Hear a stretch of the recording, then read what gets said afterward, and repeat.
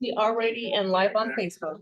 I think we'll go ahead and get started and we'll just skip the approval of agenda and minutes until we get at least one more person. Hi, thank you guys so much for being here. It's 6:30, so we're gonna go ahead and get started out of respect for everyone's time. I'd like to call the meeting to order. And let's go to updates first. First up is Wichita Fire Department. Thank you. Good evening, I'm Captain Rocky Butler, Wichita Fire Department. I'm at Station 7, which is 2346 North Coolidge, which is right behind the Dillons and the car wash just down the street here. I want to start, Maggie, with what you had last month about the Narcan administration. I told you anecdotally it was going down, so I went ahead and grabbed the numbers. I actually emailed Maggie already to show her the numbers. And I pulled them up, so Narcan is what we give in drug overdoses to when people aren't breathing. Most commonly with fentanyl. And I could talk about drug overdoses I've been around 20 years here pushing Narcan and how it's changed over the time. But so if you go back 5 years, and so if we gave someone Narcan in the field, that meant they were overdosing to a point, they were for sure not breathing. A lot of times they'll still have a heart rate, but they won't be breathing. So, and just talk about how the fentanyl epidemic really hit the community in 2021, 2020. So in 2019, we gave, and this is countywide, by the way, it's not citywide, it comes from county EMS. We gave 335 doses of Narcan for the year in 2019. In 2020, we gave 592. So that's almost 100%, an 80% increase from the year before. But then the big year, 2021, we went from 592 in 2020 to 2021 of 923 doses. So that's an increase of 400 patients. But since that time, this is what we talked about last time, is that it's trending down. So 2021 was 923, 2022 was 886, 2023 was 841. So, and then 2024 is 647 year to date. And if you stretch out 647 in these last 3 months, it's going to probably be about the same as last year. So we are down from a high point of 923 to about 840. So it's still out there. I will tell you, like I said last month, anecdotally in this area, there was times in 2021 and 2022 that it was probably the most popular drug I pushed. We gave it all the time, it seemed like. And today, it's much less. So what that doesn't take account in these numbers, and it's something to discuss a little bit as far as these numbers go, is that this is what I gave. So there's the ability now over the last few years for people to get Narcan at home. And so it doesn't take into account if they never called or if they gave it before I got there, those types of things. So, but we are trending downward. I will tell you, I thought it was more because this area here, we've definitely turned it downward a lot as far as this area goes. And Narcan administration is weird. And like I said, I could talk all night on it. But so when someone, a drug dealer gets a bad batch and it's got too much fentanyl in it, if we run 1 or 2 overdoses in 2 or 3 days, we're gonna, instead of running 1 or 2 or 3, we're gonna run 8 in the next week because they've got a bad batch of dope that they're selling that has too much fentanyl in it and it's killing people or trying to kill people. And we haven't seen that in a while. So it is what it is, but you asked about it and we are trending down in the Narcan world. So I have one question. When you say the 647 year to date for 2024, is that 647 patients or that's how many doses? Because sometimes it takes more than one, right? And that is, the way I understand the data. Is that I'm just curious. Yeah, I think that is patients. Okay. And I will tell you most of the time, it depends on how you give it, if you have to give a second dose. Most of the time, if you're given an IV, 1 dose is, or one vial. So I'll split the vial up. There's 2 milligrams in the vial, give like a little, you don't want to wake them up too fast. That sounds silly. If you wake somebody up too fast, it causes a violent reaction. Most of the time it's vomiting. Really bad vomiting, matter of fact. And so if you can wake them up just nice and slow, it eases them back into life a little bit. And it's a much easier process. So Thank you for that. Just, you may not know the answers to this, but just out of curiosity, what's an administered dose or a vial of Narcan cost?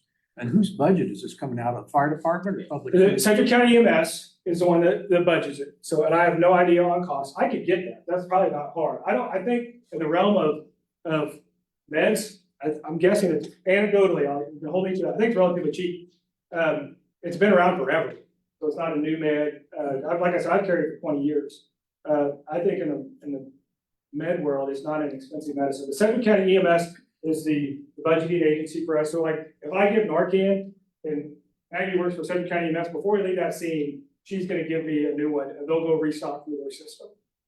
I wanna say which one's the vial, naloxone or Narcan? Just the same name. Okay, well, whatever's in the vial, I think through Safe Streets was a little over $1 for one syringe, one Yeah. alcohol pad and the vial, maybe something else, No. but I just saw the two inhalers, the nasal inhalers in Dillon's, Yep, $44.99. $44, and then who knows what the markup is on that and stuff like that. I mean, I've got 3 doses in my car if anybody needs. Yeah, and so, so the inhaler versus what we carry is a different concentration and a different, it's a little bit different. That's 4 milligrams in 1 mil, and I'm gonna carry 2 milligrams in 2 mil. Mine is designed to give IV. And the problem with the nasal, it's not a problem, it works, don't get me wrong, it works, takes longer. Because you're waiting, you squirt it in their nose, and it takes longer to get into the system. And the problem with that is that whole time they're not breathing. So if I can get an IV established in a quick manner, I can get them breathing again. The goal is to get them breathing as soon as you can. And we can help them breathe, but it's not as someone breathing on their own. thank you for that, I appreciate it. Lastly, just real quick, Thanksgiving's coming up. We talk about this every year. And we always kind of laugh and giggle about it, but the daily average for cooking fires is 3 times higher on Thanksgiving Day than it is the rest of the year. And then the next 2 days are Christmas Eve and Christmas Day for cooking fires. Almost all babies, they almost all can usually be contributed to unattended cooking.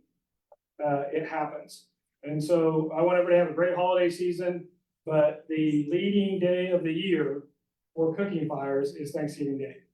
For us. And even to push that a little bit, says unattended cooking causes 53% of reported home fires, 38% of home fire injuries, and and the leading cause of death in homes at 18%. And that's just unattended cooking in general, with the leading unattended cooking day of the year being Thanksgiving Day. I will tell you the most popular one I make, and it sounds like most folks wouldn't believe it, it's the oil idea. If you dip your turkey too fast, that oil is gonna come over the top, and it's boiling hot. So, I want you to have a great time on Thanksgiving, but be safe about it. Any questions? Questions from the dad? Questions from the public? Thank you. Thank you so much. Thank you. Okay, Wichita Police Department.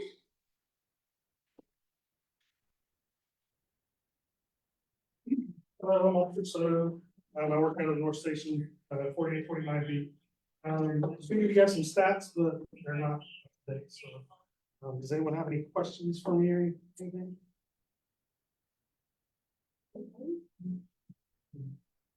Last time we were talking about break-ins in Riverside, especially out around by the museum. Is there any kind of a trend continuing that way? I haven't seen anything else. Nothing that stands out, For 48 or 49 beat, right? But. mostly like teenagers That looking side for. on Thames is on full west, like that's, Okay. Sir Johnson. Yes, but nothing that stands out to me. So. So did for lack of a better term, gating at the Sims Park area at night, has that helped any? I'm not sure. Okay. Worked with us last month, he said it's been very effective. Is it, okay, I haven't heard anything. yeah, that'd be Any Officer Johnson. Complaints. I'll ask him and I'll email. I'm sure it's working, because can't get in there. So, yeah, our report management, we did a software update, so it's not sending us our daily reports. So it's not updating our time statistics. How did Second Chance? I was here and I thought it went really good, so once it was probably over 100 people that came through. So, yeah. Great program. No questions from the public? Okay, thank you so much, Thanks. appreciate it. Thank you, Austin.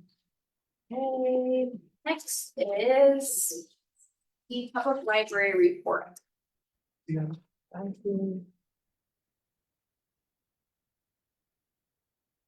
my name is Sierra Kelly. I'm the branch manager of the Evergreen Library here and the Angelo Library that is closed for remodel right now.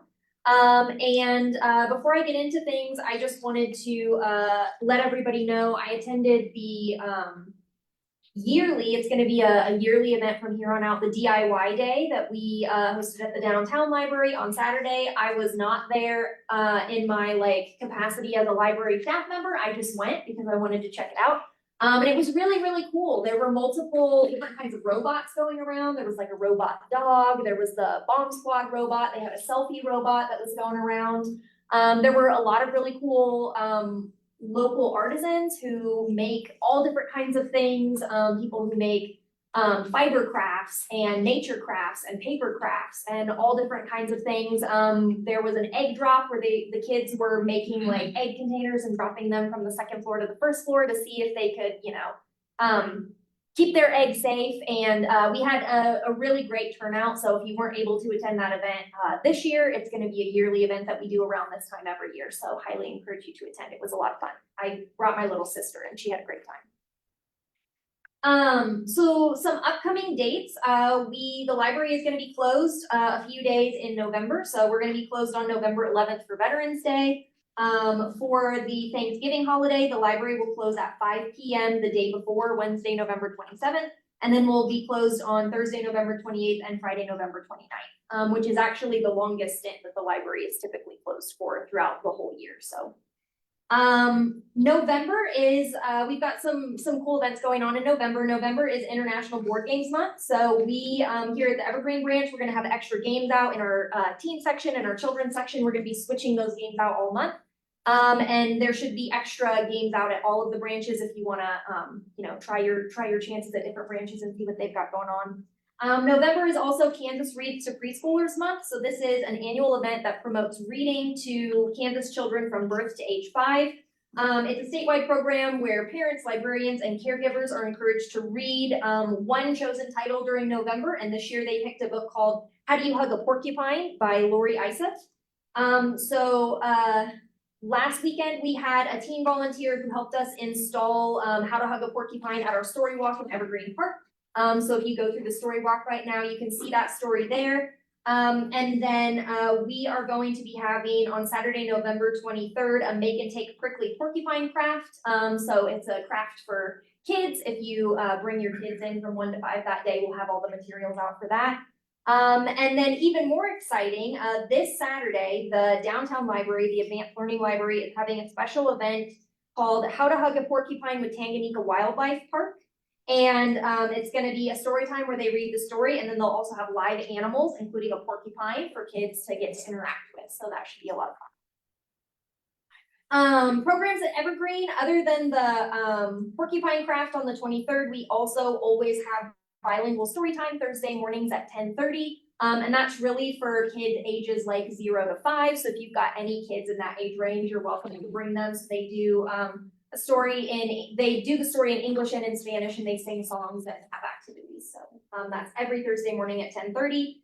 And then a couple other fun events in November that are at the downtown library. This Friday, they're having an adult spelling bee. So just like when you were a kid, except it's going to be adults competing. So you can compete as just as a person or in a team of up to 4. And you can either sign up as a speller or you can just attend as a spectator and watch. I'm probably gonna go check that out. I think it sounds fun. And then if we have any Longmire fans, author Craig Johnson, who writes the Longmire books, which are also made into a TV show, he's gonna be at the Advanced Learning Library doing an event November 23rd from 2 to 3. And then finally, we are working on program planning for March, April, and May next year. And so we're trying to reach out to community members to see what kinds of adult programs you want to see at the library. So to do that, we have a couple of different options of ways you can give us some feedback. We have print flyers, or not flyers, we have print surveys in English and Spanish that we'll be keeping at the front desk. for people to fill out. And then we also have a digital survey that's in English and Spanish. We've got little signs with a QR code in different spots throughout the library for people to scan and fill that out. So if you have specific types of programs that you want to see at the library, definitely give us some feedback, let us know. Because we really want to try to have programs, especially our local programs that are going to be geared towards the local interests of the community that lives here. And that's all I've got for you. Does anybody have any questions for me? Yes. How do we connect about ideas for? Yeah, so I have the flyers. If you want to take one as you're leaving, they're right over on the table with little pencils. And you can just leave that at the front desk. And then if you have anybody else that you know would like to give us feedback, they can just come in and we'll keep the flyers at the front desk for folks to fill out. How did the event go, the adults Halloween event at the library? It was pretty cool. I did attend that one as well. And there were a lot of different types. So we had people reading stories. We had people doing like lip syncing performance. There was somebody who was doing like a live music performance that was really good. And they really set the room up, like they did the lights all dark and they had like the screens going with different spooky motifs. And it was a lot of fun. I enjoyed it a lot. So, and I think they're going to continue to do that every year. They have got a really good MC who does, she regularly hosts like spooky movie nights. So she was a good pick to MC the event. Awesome, thank you. Yeah, any other questions from the crowd? Any questions from the public? Thank you so much. Okay, Appreciate it. Public Works report.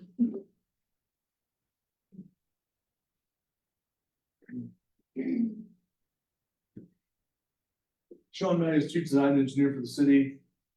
I'm gonna run through these pretty quick, so if you have any questions, feel free to stop me or you can ask questions at the end. Projects under construction, start out with Delano Path from Sycamore to Exposition. The path's complete, pedestrian signal activation at Seneca, looking at the middle of November. And we're gonna hold off on some of the landscaping items associated with that due to the water restrictions we have, because anything we plant, even sod you put down, you really have to irrigate that out of it to get it established and stuff. So if we do come out of the restrictions, we would look at doing that. Looking at ribbon cutting tentatively for the first week of December. I won't mention anything on the reservoir parking lot. If you have any questions, I can try to answer them. It'll be complete in the fourth quarter this year. Canine Rooster, irrigation systems in, seeding's been completed. Currently have the park closed due to the germination of the grass. Hopefully the rain helps that considerably, because we can only water during certain days of the week. But with the amount of rain we got, I hope so you can get all the germination you're gonna get. So it's just that grass coming up and getting a stand before you let animals out there, and especially when they create paths and stuff. It sounds like the trees and shade structures are mid-November, and that's probably the earliest we would probably end up opening the park back up. Some of that's gonna depend on germination and how well that goes. Hopefully we get some warm weather and gets that growing quickly, the young grass. Dirt Street, so the 2024 program, we are bidding in 2 different phases. We hired 4 different consultants to design. Each consultant has 4 different projects. The first phase that we've done included 8 different projects. The 2 that are within this district is First Street between Fern and Martinson, and then Marketplace north of 14th Street North. So the first, more or less the first 4 years are all related to proximity to a school. So that's why all these are being done first to begin with. So they should be starting in November. Start on those projects to bid. We've had the pre-con with the contractor. Sounds like Fort Marketplace is probably the last one they're gonna do because it's very tight. It's probably the best way to describe it. So these are, Existing dirt streets are getting paved. right, and it's just, it's an asphalt paving with what, just a graded gutter or what? How do they do it? That's a very good question. That's the thing we're struggling with on Oh, the other okay. groups. But in general, we're just taking out the 10 inches of soil that's there and putting in rock base and asphalt. Where we can make minor improvements to drainage, we have looked at some of that. And that's generally, there's a couple different streets where there's a ditch, pretty good sized ditch on one side. So instead of having a crown in the road, we've actually sheet floated all across the road, get it over on that side, not have to worry about is drainage working on this side, how are you gonna come back and regrade it? So we've looked at some locations like that, but for the most part, unique thing is there's 2 or 3 blocks of these that actually have curb and gutter. I think those are all in What, dirt streets? Yes, Wow. you go up across from Earhart, some of those streets have curb and gutter that are dirt. I don't know why they did it. I don't know if it was drainage issues and that was the cheap way to try to help out with some of the drainage issues in the area. But yes, there are a handful of these that have curb and gutter associated with them. So there are a few that we're not tearing out the curb and gutter and trying to regrade stuff. We're just taking out 10 inches of soil between the 2 curbs and putting our rock and asphalt in. Sounds like a good plan.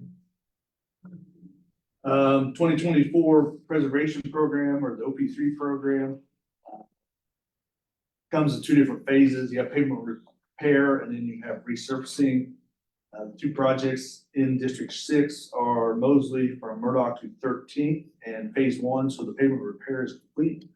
Phase 2 looks like it's scheduled to start 11/11 that week. 21st Street between Hammond and Arkansas is complete. Micro surfacing for the 2024 program is complete. Crack seal is in progress. The residential streets, I'm not gonna try to list them all. I don't even have, I'm looking at the same thing you're looking at here. So you gotta go find the map and actually look at those because there can be a bunch of them. But the one in this district would be Hoover from K96 to 53rd. And then concrete repair, looking at bidding in late October. And the one that is included here is 25th Street from Jackson to Wakefield. And then there's some localized repairs, which would be 11th Street from Main to Market. Projects that are currently under design, we have Douglas from Seneca to Meridian. We're working through plans, we're working through reviewing track maps associated with that. There's some federal money involved. With federal money, you have to get temporary construction easements anytime you have a sidewalk or a driveway that butts up to the actual property line. So if the contractor steps foot on that property, we're compensating that owner for that. So typically what we would do is the sidewalk goes at the back curb, the property line, goes up against the property line for couple different reasons. Partly, nobody builds anything within that area now because they know that's where the property line and right of way meet. Part of it is it gets you as far away from the actual traveling public as you can as a pedestrian. So some locations we're not actually butting up against the right of way, which the sidewalk is out a little bit because that's where the sidewalk is now. We'd have to potentially look at taking out a number of trees. So we're working through track maps. We should start the right of way acquisition process. In this case, it's temporary construction easements, I believe, throughout and not anything that we're taking right away. Utility easements, anything like that. We are getting temporary construction easements, allow us to build that sidewalk, allow us to build those driveways during the project. And the federal funding is in 2025, so we would probably bid it in fall of 2025 is kind of what we're looking at. By the time we get through the acquisition process, there may be some utility relocation, in particular, we're extending some storm sewer in the area to try to help out some of the drainage issues. That could impact some utilities in there, have to relocate prior to starting construction on the project. Downtown restrooms, I'm not gonna mention a whole lot about, but if you have any questions, I can try to answer those. 29th Street from I-135 to Meade, which is more or less from, it actually goes from 135 to Emporia.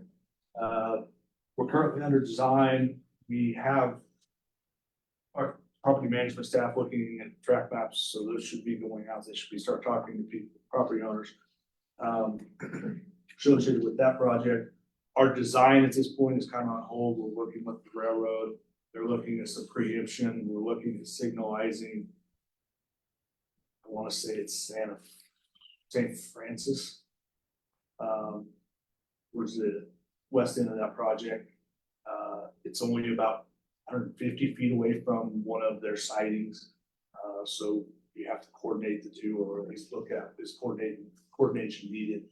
So we did a preliminary engineering agreement with them once the council got approval, and they are in the process of having their consultant look at that. We can still move through some utility relocation stuff, or at least starting design of that utility relocation and the right of way process, but we really need to figure out what's going on with the railroad and utilities relocating that area. Hoover from 21st to 29th. This one's been going on for a while. It doesn't have the federal money. We've been working through some of the right of way. Some of them went fairly well, and then some of them, it hasn't gone real well. So, we are still in the process of working through that, looking at construction 2025. I should mention that. Same thing with 29th Street. We're looking at construction for 2025. We did just send out some letters saying, so one of the hardest things with the right of way acquisition process is we will send letters out, and either they don't respond or it goes to the wrong address because what they have on to our system is not correct, or whatever the case may be.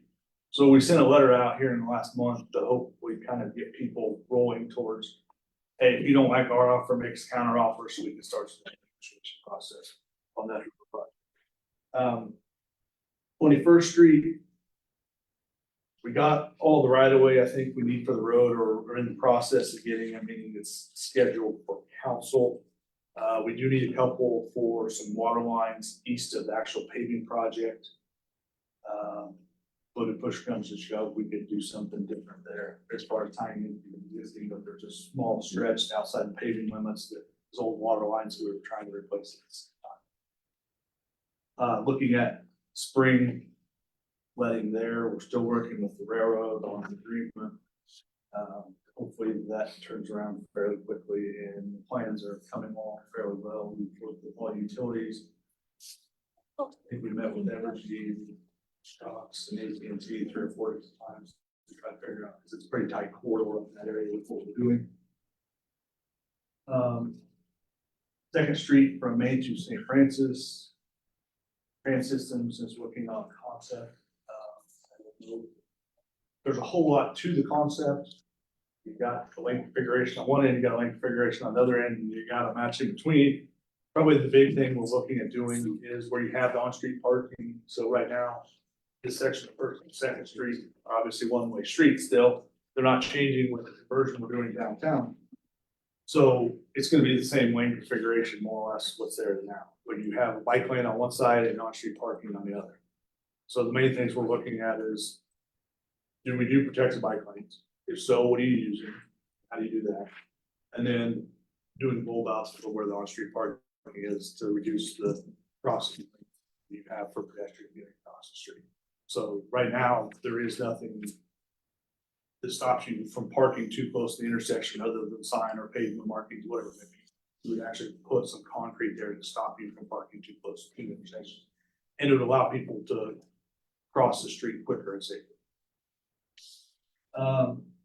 We do still have a handful of dirt street projects that are under design. And I would hope to say we bid them in the next month, would be the hope. The exception would be, so again, working with railroad is always fun, but the Washington area around 15th and 16th Street North, we just reached out again. Most recent date we got was not what they told us. And it's become trickier because based on their records, that used to be a main line for something and not just a site. So their process becomes a little more involved, because what we're asking them to do is, hey, can we just take these out?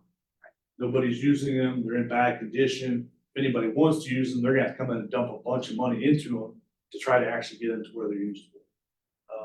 But their process, they have to go through their specific process to be able to take the railroad out. And once that's done, once we get an approval, we would move forward with plans. We've seen preliminary plans, but it was to keep the railroad in place. So we'd have to tweak our plans and move forward with the design in a manner once we get a final conclusion. Yes, we're taking them out, no, we're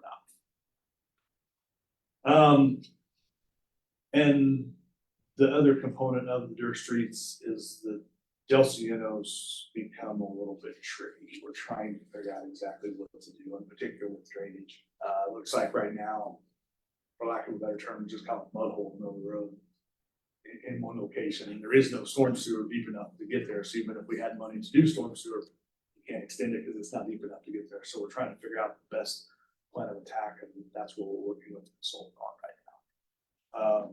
But I would say we should be able to turn plans around pretty quick once we come up with a solution, best procedure to move forward on that one. And those are all grouped with the H Street projects, and we have some south and west that we would try to group together. We're not gonna hold either one of these projects up, but there's 4 other dirt streets that consultants designing, and we need right of way on one of their projects. So ideally, everything would come together and we bid all 8 of these dirt street projects at the same time, similar to this. I didn't mention 29th and Broadway, I skipped over that one. It's currently under design. So we submitted for HSIP funding, which is safety funding through KDOT, last year, the year before. They didn't say no, they said, no, you don't get the next bucket we have. So they have a bucket for every couple of years. And the concern they had was us, if we were gonna do anything with the railroad trying to meet their timeline, that they would have to have the money obligated. And there was legitimate concern there, depending on what we end up doing. I would hope to say that we're coming back here probably January, maybe February with the concept to have everybody back, go through, talk about what the options are. This was identified as part of the 29th Street. It was actually a much bigger area. It was 37th Broadway's hydraulic down to like 25th that we looked at and say, hey, there's stuff going on here. What areas needs to be fixed? What do we need to do to accommodate more traffic that's coming in the area from redevelopment or just development? Some of it was completely undeveloped. And this intersection was one of them that was identified mainly because of crashes. And probably as much as anything, it looks to be mainly from left turns or lack thereof. So you mentioned 37th and Broadway, just kind of in passing through that dialogue. Yeah. You know, I don't know what the accident rates are there, but it's really a bottleneck, and I know you guys were aware of it. Is there discussion about any kind of future planning for that, to try to help that out? Truck traffic trying to turn left when they're headed south? When they're headed south on Broadway and trying to turn east onto 37th Street, it backs up and it becomes a real disaster. They did a whole bunch of paving up there, though, right? It depends on what we end up doing with the 29th and Broadway and what option we end up going with there, that you could potentially address some of that with that. But that is a unique situation, and 29th is gonna be in a very similar boat. We actually had to get a design exception when we built that 10 years ago. And it has to do with the grade up to the tracks. Yeah. You go out there and look and you can see That's some a ramp. people hauling trailers or something that has not quite made the clearance that was needed there. Well, the problem is we can't raise up the road or you're gonna have water backing up on the people. You can't lower the tracks, or you have to spend a boatload of money and it's gonna have to go down for quite a ways. It's not something you just lower a spot. So some of it depends on what we end up looking at with 29th and Broadway. What we end up doing with that section of it. And one of the thoughts is, could you repurpose one of the existing lanes to be able to make that accommodated? Is potentially one on.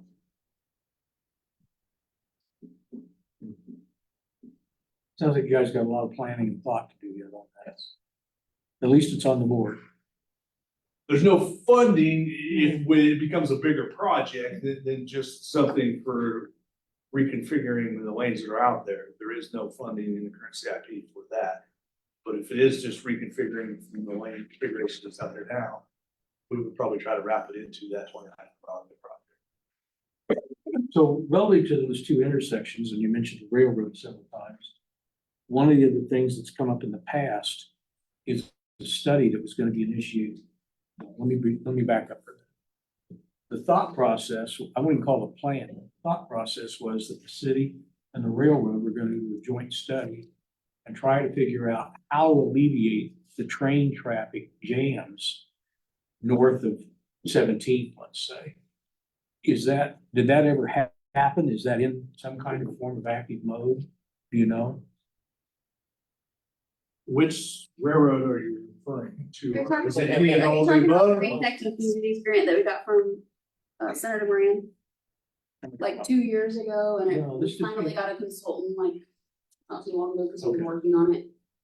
Is that what you're talking about? Yeah. Yeah. We were awarded the grant, and then it took a little while. For them to actually get their money so we could use it. So So it's in work? There's somebody looking at it? I don't know what's all in reconnecting communities, but that would be one of the potential things to look at. I mean, there's a study done in the past to look at grade separation. But that doesn't work for the adjacent businesses very well. All it is for getting traffic through, because you would be taking the road up. And that doesn't work very well. How do you get access down the road? Let me back up a little, I'm sorry. The discussion that I recall had to do with a study on what happens with the switch yards south of 21st Street. Because as I recall, that was the culprit causing the backups. So they were gonna look at that and try to figure out whether there was a way to improve the switching process and the yards south of 21st Street. I'm not aware of any switching south of 21st as far as yards go. The yard is there at 29th. There's like 10 different tracks there at 29th, and that's because that's their yard. For Santa Fe, you know, for Union Pacific, it's. They do back up and serve some of those businesses and they're still sticking out. Yeah. Union Pacific is into there. the Yes. worst culprit lately. As far as just sitting on the tracks. or they want to break down like in the middle of 21st Street at. I mean, 29, I mean, obviously, but you have a switch there, which makes sense for UP right there on 21st. They don't, they just sit there because their switch is. Well, up in and the so yard. some of that too is if they're trying to get back on the main line, they have to wait for traffic because you're obviously not gonna be Yeah. at a priority when there's a main train coming through and you're a little bitty train picking up new cars. So that's part of the issue too. I don't know if that's included in the reconnecting communities or what all they're looking at with that. But I can kind of get you a better idea. I appreciate that. Thank you.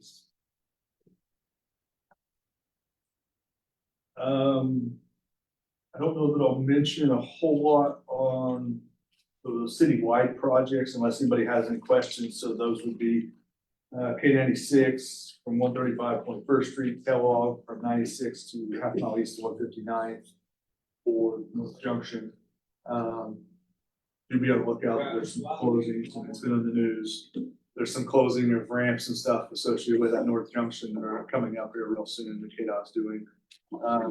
So the elevated portion of I-35 of the canal route. And again, I'm going back months now, not years, months. Where there was an indication by somebody who did a presentation that they recognized that we were sneaking up on the 10 to 15 year end of life cycle for the elevated roadway. And they were gonna start doing some studying, coordinating with federal. Yes, so we went after a grant, I think it's a build grant. For an interchange at 54 and Eisenhower Parkway. There's geometric issues, there's traffic issues, and it was just a planning study to see what could be done, what should be done. It would also help improve access into the airport and out of the airport. And so we were encompassing that with the airport and things they were looking at. We were also looking at potential transit and or bike multimodal to get them across Kellogg to some of the infrastructure that's on the north side. You have the old abandoned railroad tracks that a lot of bikers use, but then how do you get north of Kellogg? And that doesn't work real well now. So as part of that, we submitted it and did score pretty well the first year. So we resubmitted it, thinking we'd probably get it. Probably part of the reason we didn't is because KDOT submitted the one you're talking about, as far as a build grant to be able to look and study that. actual elevated section of I-135. So KDOT is in the process of starting that. Once the build grant's all set up and they can actually move forward, but they were selected as recipient of the build grant to be able to study it, not to build it, to study and figure out what you're gonna do, how you're gonna do it. Okay. So, I don't know if it's as dire as what you said. I haven't seen the bridge reports and some of that type of stuff, but I say dire, 10, 15 years. It may take that long to build it. I mean, the length of bridges you're talking about and the way it's hard to find bridge contractors anymore. It ain't gonna take that long, but it's gonna take a long time to build that length of bridge.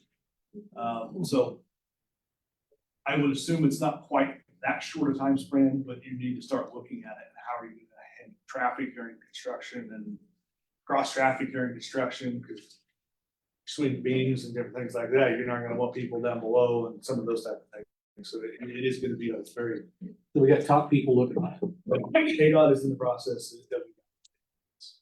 There's been a couple of community meetings with District 1 and District 6 from some different organizations, some people from rail, just offering suggestions or what we've seen in the area, complaints that we've gotten. They've talked a lot about, doing it in sections eventually when they get there, but yeah, it seems like it's still a ways out, but I think it's 2 miles of right, basically? At least. Yeah. I would say it's more than that, based on you have. Both that, sides, But yeah. it's, yeah, Mhm. yeah. Yeah, really interesting conversations, though. Be a lot more interesting if they traveled it daily. Yeah. And the only other thing I would mention is the multimodal, notice to proceed was issued October 14th. So they are working on, I agree. What's the timeline? That I don't know. My guess is probably You're year and a half.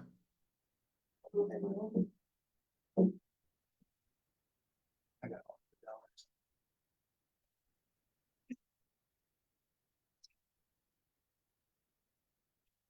Any other questions?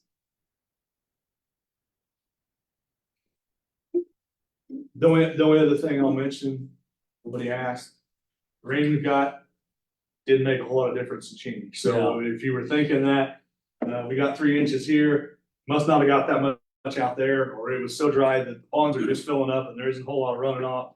It's not that it didn't help, but we're still over 8 feet below normal, so we're gonna need some more rain.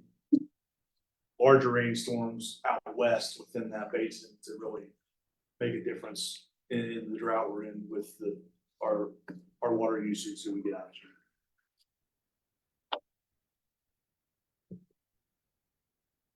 Okay, awesome. Thank you very much. All right, we are at our public agenda portion of tonight's meeting. We had no scheduled items. Do we have anybody here in the public who's here to speak on an item that's not part of the agenda?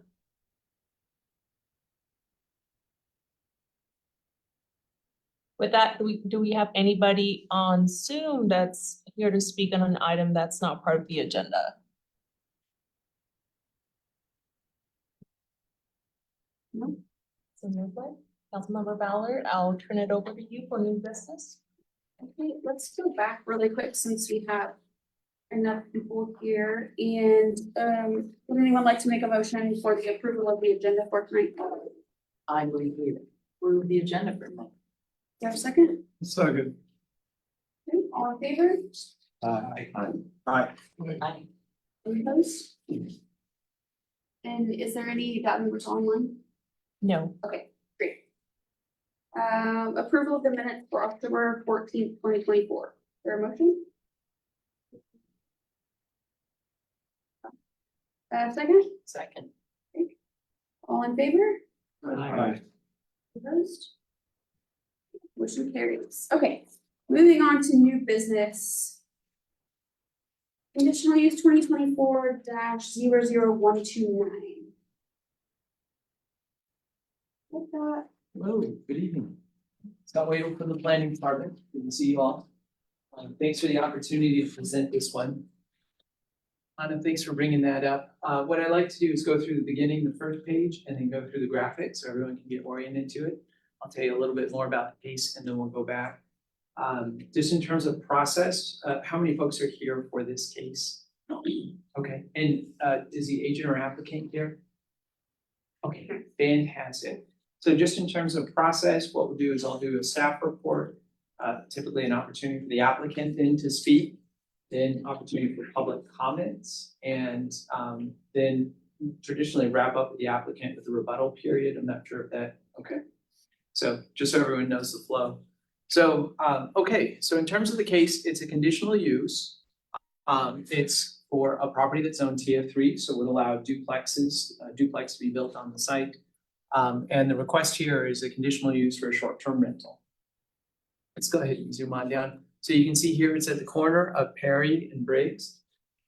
Let's go ahead and go to the graphics at the back if we could. Okay.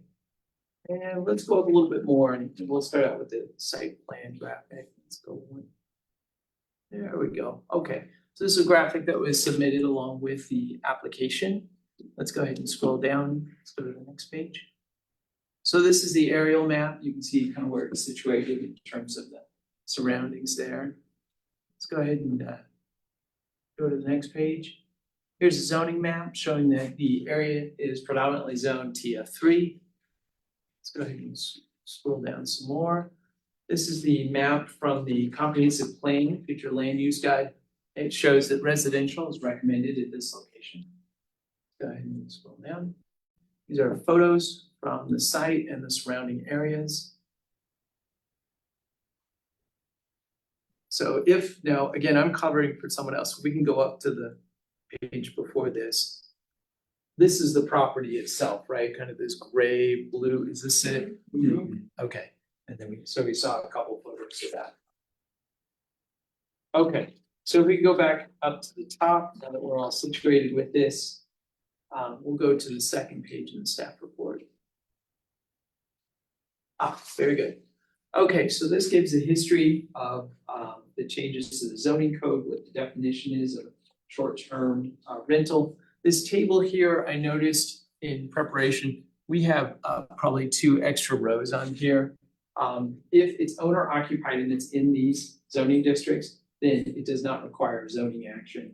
If it is not owner occupied and it's in these zoning districts, then it does require a zoning action. So if you were looking at that table and you were getting confused, don't worry, you're not alone.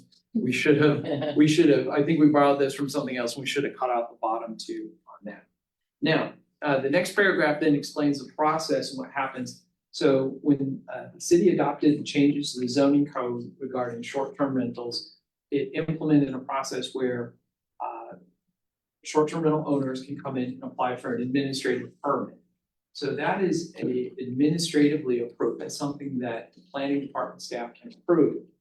But what happens with that process is that letters are sent out to the abutting and adjoining property owners. So the properties that either touch the property or would touch it if the roads or in alleys were removed.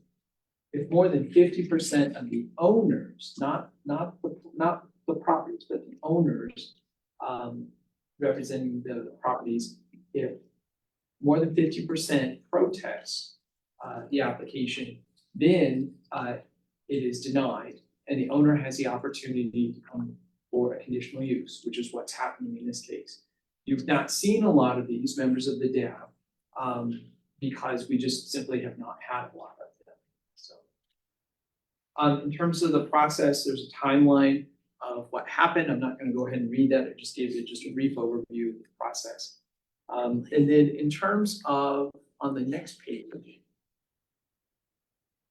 terms of the case history, you can see how it's zoned and how the properties around it are zoned. We saw those earlier. Public services, there's all the public services available in the area. In terms of conformances to plans and policies, our plans don't really address short-term rentals all that well, because if you remember, these plans were pre-short-term rentals really being a thing here in Wichita. So, so that's something perhaps for us to address in the future, but at this point, our recommendation is for approval. And I can go a little bit more in depth on that, but in general, it's because our basis where our zoning code is set up is that administratively, short-term rentals are are approved, they're recommended for approval. The city says we're good with these if there's not a significant protest. Now, according to case law in Kansas, public opposition, just having opposition to it is not, that one golden factor out of those zoning cases, they say that is not substantial enough to carry the day. You've got to have another golden factor. And so in our comprehensive plan and in our place for people plan and our area plans, we don't have language that talks about short-term rentals. And the reason why I'm talking so much at length about this is because this is the first time that the district advisory board has wrestled with this as a conditional use case. And it's the first time that staff have wrestled with this as a conditional use case. And so I'm kind of letting you know kind of what the groundwork is here and possibly some stuff in the future too, so. Okay, but our recommendation at the end, at the bottom of this page, our recommendation is for approval. And there are a number of conditions that they would apply for the required license, because there's zoning and there's licensing that needs to be done for short-term rentals. That it has to be in compliance with the approved site plan, got to be in conformance with and operating in conformance with all of our rules and regulations. And if there is a violation, they can lose the conditional use. So similar to other conditional uses. The findings are on the last page. So when we go through that 1 through 7. And with that, I will stand for any questions. Yes, sir. Is there anything in the code or otherwise about the number of short-term rentals you can have in a certain area? Sure, good question. There's not. So there was discussion about that throughout the short-term rental process. And at the time, the best fit for the city was not to have that requirement. Now, if a neighborhood or an area believes that they should have that requirement, we would encourage them, we would ask them to go through a neighborhood planning process to determine whether or not that's a good fit for their area, because that establishes the background for staff then to make recommendations and create policy on that. Yes, sir. Does this have the owner occupant restriction? So in terms of this application, it's coming to us, and therefore that tells me that it's not owner occupied, because if it was, there would be no zoning action required. They would just have to go through the licensing.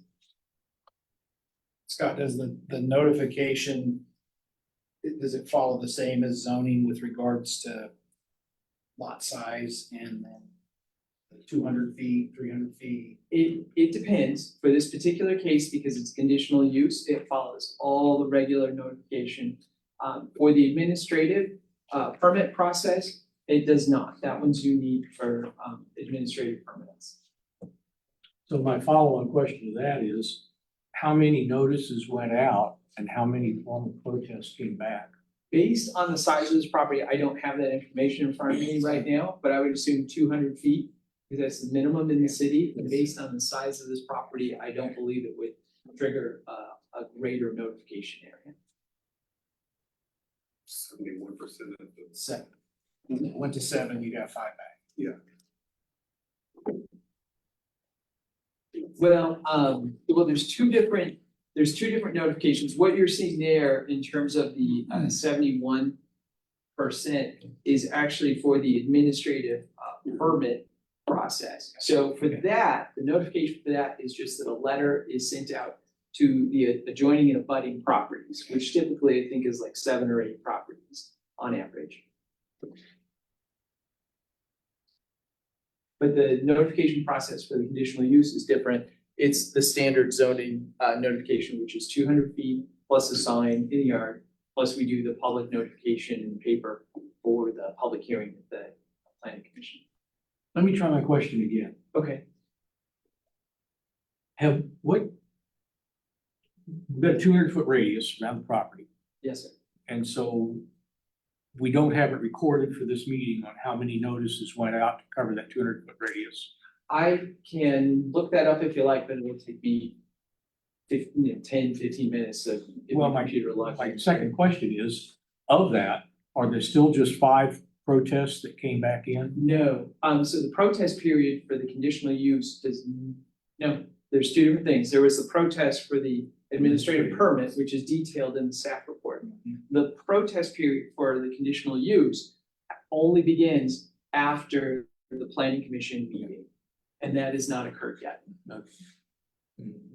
These are all great questions. This helps us with the staff report. Well, just to get, Yeah. just to get that advance on the 200 feet thing, that can't be significantly different from the permitting, like I'm looking at the map and I'm thinking the properties that abut that it wouldn't extend very much beyond. It's a good question. I can't confirm. Whatever more maybe. Yeah. And then I guess maybe the other thing is I wondered, I mean, this is more editorial, but the people responding probably don't have that nuance of a view on which protest period they're responding to. Correct, but what happens is that when we send out, each notification will have a customized letter for it, which will detail what the protest process is. So they'll have that guidance. Okay.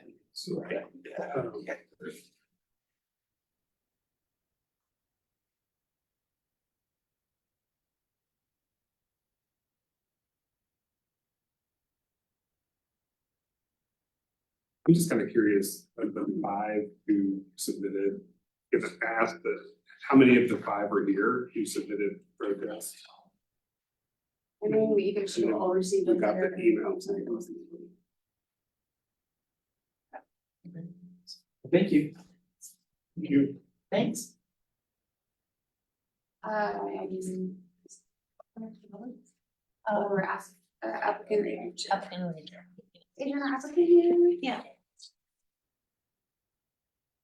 Now I have a visual, I don't know where the best place to put it is, but this gives you just a history of the property back in 2022 and the current status of it. Can you say your name and address for the record, please? Yeah. And you have 5 minutes. Yes, my name is Jennifer Perry. I reside at 803 South Glenwood Street.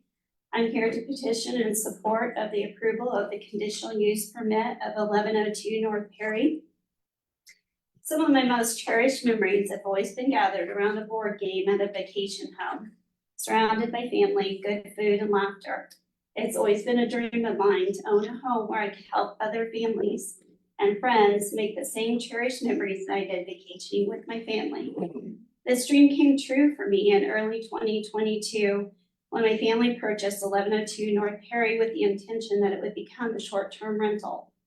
It was partially renovated when we purchased the house, and we completed several more improvements to the property before launching it into the short-term rental market. While doing these renovations, I had multiple conversations with neighbors discussing the plans of the property and giving my phone number to them in case they had any concerns moving forward. I continue to attempt to foster good relationships and communication with neighbors throughout the operation of the short-term rental. Since that time, we have hosted over 150 groups of guests, all with positive experiences and not one complaint from a neighbor regarding a short-term rental guest. Our success, we believe, is built on several necessary steps we have taken to ensure the safety and the peace of mind of guests and neighbors alike. A few of these include our rental platform performs a background check for every booking guest. Their name and address are submitted to a national database. If a guest is found to have a record of concern, the guest is not allowed to book on the platform. Going even further, I require potential guests to state their intentions regarding the reservation. Oftentimes, nefarious activities can be detected simply by asking guests about why they are visiting the area. I also require a minimum of a 4.5 star review or better for each guest. Those accounts that fall below this threshold are not allowed to rent the home. These requirements result in a certain number of reservations being denied. While this does affect our bottom line, we consider our neighbors' safety to be of utmost importance. Once a guest is approved, they must acknowledge our set of rules for the property regarding noise levels, parking, occupancy limits, and pets. These are the same exact rules the city of Wichita's good neighbor policy is for short-term rentals. Some have said that they are concerned that a short-term rental does not contribute to the local community. I want to assure you that we do everything we can to contribute to a prosperous and thriving local community. A few things we do. Occupancy tax is remitted to the city for every stay. This results in approximately $3,000 in funds every year for the 1102 North Perry location alone. Unopened food left in our short-term rental is donated to local Riverside food boxes. Those we employ, cleaners, plumbers, electricians, and mowers, are local small business owners or citizens benefiting from additional income. And I'd like to personally note that most of my cleaners are suffering from multiple health issues, and the cleaning that they make, the income they make off of that goes to offset very high health bills for those families. Most of the furniture and supplies come from local suppliers. One example is our welcome gift provided by Biceps and Barbells. This is a local baker and female firefighter in the Wichita area. Local artists and photography pieces grace the walls of the home. Local Riverside restaurants and entertainment venues are given preferential treatment in our recommendations to our guests. Some of our favorites that our guests have also raved over was the former Songbird Juice Company that was right next door to the Airbnb, Jack's North High Donuts, Riverside Cafe, Our Coffee, Cool Breeze Pizza, Nacho Mamas, and Botanica. A new report from Airbnb finds that only 14 to 34% of tourism dollars spent at hotels will stay in our local economy. Most of these dollars transfer outside of our city and state and do not benefit our local economy. Yet studies show that up to 97% of dollars spent on short-term rentals will remain within the local economy. Our Airbnbs bring significantly more dollars to our local economy, including Riverside, than chain hotels do. These dollars circulate among our community and are being invested and reinvested multiple times over. If a short-term rental permit is not granted, the owner of the property has asked me to take this property to the long-term rental market. For the long-term rental to be financially feasible for the owners, we would need to completely eliminate the landscaping budget and other cosmetically pleasing features of the home. Ma'am, your time is up. You have 30 seconds to wrap up. Oh, okay. In closing, our short-term rental gives visitors a taste of the Riverside culture in a way that visitors to Wichita would unlikely to encounter by staying at a national hotel chain. When asked why our guests have come to Wichita, the majority state that the reason for the visit is family and friends. Reunions, weddings, funerals, and golden anniversaries all top the reason why our guests choose Wichita, and more specifically choose to stay in a short-term rental because of the opportunity it creates to make memories for those who stay there. Our guests have come from all over the world, but a surprising amount have ties to the Riverside area. The guests that have booked for Christmas this year are traveling to spend the holiday with their 88-year-old grandfather who resides in Riverside and is currently battling cancer. This may be their last time to be able to spend Christmas together and want to cherish every memory of it. Almost every group that comes to the doors at my Airbnb have similar stories. Families hoping to make the most of their time with loved ones while sharing a meal, a home, and memories made. We ask that you allow us to continue to provide a safe, unique environment for the guests and neighbors at 1102 North Perry while boosting the local Riverside economy and surrounding areas. Is there any questions? No, open it up for questions for the DAB, and then we'll open it up for the public. Have you had anybody in that 250-ish foot area say directly to you, this is something that's causing me problems? And You know, can we we work were on that not together? aware. Has anyone said anything to Yeah, we were not aware of any issues whatsoever from any of the neighbors until the protest. But we do have a lot of also support from neighbors who love the Airbnb right next to them. They love the people that come. They love to be able to share the Riverside experience because it is a really unique area. And I have literally had guests leave and say, we want to go back to our own hometown and we want to seek out an older neighborhood like this because we love the people in Riverside. Can I ask what the nightly cost is? Yeah, it ranges from 175 to 350. We have dynamic pricing software that raises and lowers it depending on the time of year and the demand. So it's not an It inexpensive, sleeps 10. easy, cheap rental. Yeah, it sleeps 10. More questions from the deck? Wait. I just lost it. Oh, I didn't see any letters of support in our packet. There was Did you bring- multiple, yeah, there was, and there are some Provided here to too. this that were Yeah. letters of support? Yeah, I'm not sure why the support was not included in the packet. Is Scott still here, Scott? Yeah, We had multiple emails sent to the Okay. planning commission. it's good to know. I'll bring that up with staff tomorrow. Yeah, I know we sent one in, so I know there's some. more questions from the DAB.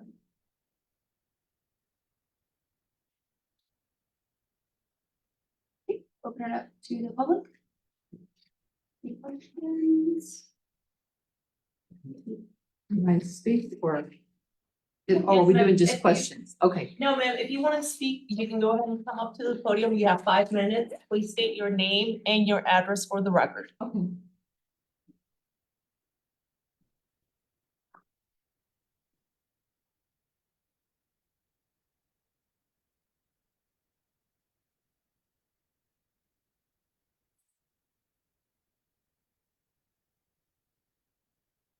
Janet Jansen, I live at 1147 Perry, which is not within the 200-foot radius, but a business like this affects our entire neighborhood.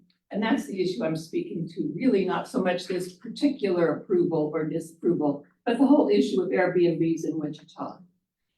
I'm a 44-year resident of the 1100 block of Perry, and I oppose future use of this property as a hotel just because I think we have too many Airbnbs in Riverside already. I have a good friend at 911 Woodrow. The houses on both sides of her just sold and they both became Airbnbs. And she has had loud parties at night. They've become party houses. Yes, it sounds like Jennifer is a very responsible owner. No, that doesn't happen everywhere. So this needs to be addressed. And I'm referring to absentee owner Airbnbs. I'm not referring to ones where an owner is there at least 50% of the time. This is a new issue in Wichita and around the country, but other cities have already legislated some type of limits on non-owner occupied Airbnbs. For my purposes, I'm just going to call them hotels. The city commission of Wichita has not declared any type of limits, but further study needs to be done, further discussion needs to take place. Along with consideration of what it means for Wichita's future as a desirable place to raise a family. Jason Rushford, who lives in the house right next door to the Airbnb, was not able to be here tonight. Did you all get his letter? And he went also very carefully through the golden rules and his response to those, and I think those were very well studied out.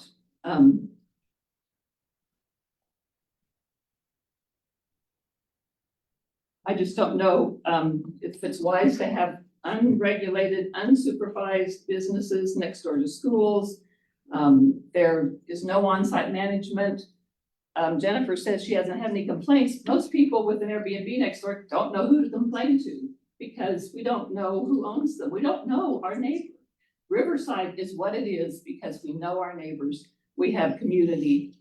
And that is what has made Riverside special. I'm not saying that an Airbnb here and there would destroy that. I'm saying that if there's no regulation and single family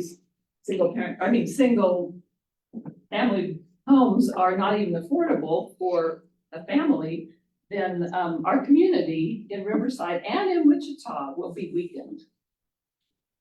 We have a great deal of community spirit in Riverside, and thanks in part to our front porches and our sidewalks. neighboring in Riverside is a verb.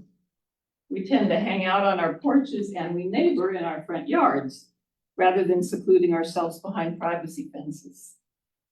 During COVID, neighbors on our block, some of whom are here, gathered outdoors and sang hymns on our sidewalks. And then later we had a concert, developing an outdoor concert for the neighborhood, which we hope to be able to continue in some form. But with each absentee owner Airbnb, we have one less neighbor, one less person that we know that we can identify. And our community, as I said, is weakened. How can you have a neighborhood watch if you don't know your neighbor? I ask that some type of moratorium be put on absentee owner Airbnbs, these hotels. And I do have to back up and say, I do know of an instance where work crews have started discovering that these Airbnbs are cheaper to stay at than a hotel. Their employers can, have figured out that sharing space in an Airbnb is cheaper, and many of them, they don't have to pay nearly as much tax. And in one case on Amadon recently, a crew stayed for several weeks and parked their equipment on the streets. So this is just another instance of some regulation we needed. Many of our lovely Wichita neighborhoods have no homeowners associations who protect us, so we must rely on the city. It's in Wichita's best interest to keep our neighborhoods safe, stable, and secure. But for that reason, I'm asking that you not grant this request, or at least have some kind of limitation on future regulation that might be done. Thank you. Can I discuss it? Clarifying, just Oh, going sorry, forward, Zach. and no, not of you, I'm sorry, Oh. but just to clarify, you are not the owner, you're representing. Yes, my family owns the house Oh, okay, and the owner's actually here. This is my father, Bob. you are the owner. I'm the. Okay, just good, but I have a question. I- Well, I would like to direct a question to this lady. What percentage of the homes around you in Riverside, let's say, are not owner occupied? They're In other all words, owner, rented well, out. they're rented out, but I don't have any problem with long-term rental. I don't have any problem with an owner occupied Airbnb if the person there is renting. When you have, even the rentals in Riverside are very stable. People rent for 10, 20, 30 years. We had some rental property. It was long-term rental, of course. Sure. The gal that we rented to, we sold the place. When we put it up for sale, we didn't So- just sell to the highest bidder. We said, are you gonna make it possible for our tenant to stay? You know, in our, with all our property here before sorry. step each other. I just wanted to clarify, but you're here to speak to this broader issue of the fact that Airbnb movement is newer in history, right? And it's newer to Wichita, and you're talking about a need for the city because of the regulations. You need the city to look out for how many and how much and what are the standards for Airbnb on the whole. Well, not only Correct. that, I'm concerned about my friend who has Airbnbs on both sides. One party brought in 5 dogs, which isn't even illegal if you live there. They almost tore down her back fence. Another party had a loud electronic party all night long. There has to be recourse. We have to know who that owner is and where to go. Yes, and thank you. That speaks to exactly what my question was. This isn't about this house, No. any destruction or life interrupting problems from this house. Well, You're talking about the broader issue in part. and the need for regulation. But also, if you read Jason's letter, he's had people wander into his living room. And he's had people park in his driveway and people wandering into his yard. Okay, so that brings me another question. Has anybody contacted you directly about that at all? They We didn't know. And the next door neighbor has your number. No, Airbnb police was platform, and there was not a police He report. just made it up. So Oh, he did not. that's. Yes, strange. he sure did. Well, I'm not here to judge any of that. I'm just trying to get to the bottom of the issue about this house. Didn't damage or anything. Anyone else that would like to speak, please go to the podium, mention your name and your address, and you have 5 minutes. My name is Cody Flory Robertson, and I live at 1135 North Perry, just up the street from Anna Jason's house and from Airbnb, next to Janet and Ken. I wanted to just say that I'm not opposed to Airbnbs. My family of 3 boys and my wife have stayed at Airbnbs numerous times, and found them very helpful. Just 2 weeks ago, we were in Kansas City, stayed at a very nice quaint Airbnb for one night, and it was very helpful to have that. As opposed to a hotel, which we had stayed in numerous times, in other cities as well, traveling various places. So Airbnbs, the concept of Airbnb to me is not, something that I have a personal issue with. I do wonder if there are ways to, I'll just say this, when we stay at Airbnbs, sometimes there are specific instructions about this specific house, about this specific neighborhood, what to do with the trash, how to relate with the neighbors, phone numbers to contact people, things like that, that are very helpful as a person staying there to know, like, this is what you should be aware of. Don't, for instance, I don't know, I can't speak to this particular issue. I know Anna and Jason were good friends. I hadn't heard the detail of what was an issue with them until reading the letter, but I've heard from them that there's things that they have not been as happy with. Personally, I can say that staying at Airbnb is very useful. I love the concept of having a home that's converted to an Airbnb. I think that's a great idea. If I just also appreciate that there's, every neighborhood is different.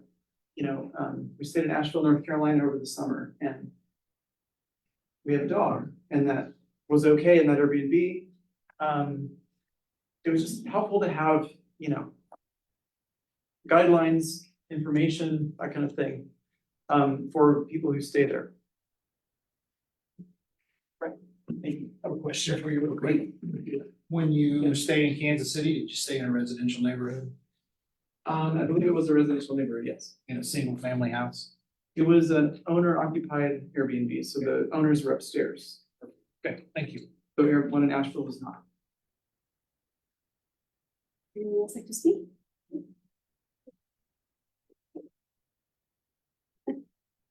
You can be next. My name's Molly Thompson, and I live in Leadville 3, North Carolina. So I live right across the street from the Airbnb. I'm also friends with Jason and Anna and have heard their complaints. And it could be considered, I think. However, I think it was just an accidental thing with the house next door and opening the door maybe, or stepping in and saying, is this the Airbnb? I think a person may have done that, but I don't think people do that. I don't think that's happened more than once. And for me, that building across the street, that home is delightful. It's most well kept. It's been since I've lived in Riverside, and I've moved from Newton to Riverside, wanted to live in that neighborhood. And prior to this, that house looked terrible. It was mold all over the white house. The yard was unkempt. Trees were planted just that they found at a garage sale or something. And that has all been totally remedied. And it's one of the best kept yards in the neighborhood. And I sit on my porch a lot. I'm 84 years old. I love sitting on my porch and watching the neighborhood. I love all my neighbors. But I don't have one complaint with that Airbnb. And like I said, I have a front row seat. I see just about everything that goes on. I talked to most of the people that have stayed there. And a lot of them are just they just think it's a glamorous place to be. And they're just visiting art museum, the Botanica, all of those things. And I think to be able to share that with people who are coming into our city is a real good idea, and I think it's wonderful. I do sympathize with people who have an Airbnb on each side of them. They're having parties and it's loud. That there's nothing like that I've ever observed sitting right across the street on my porch.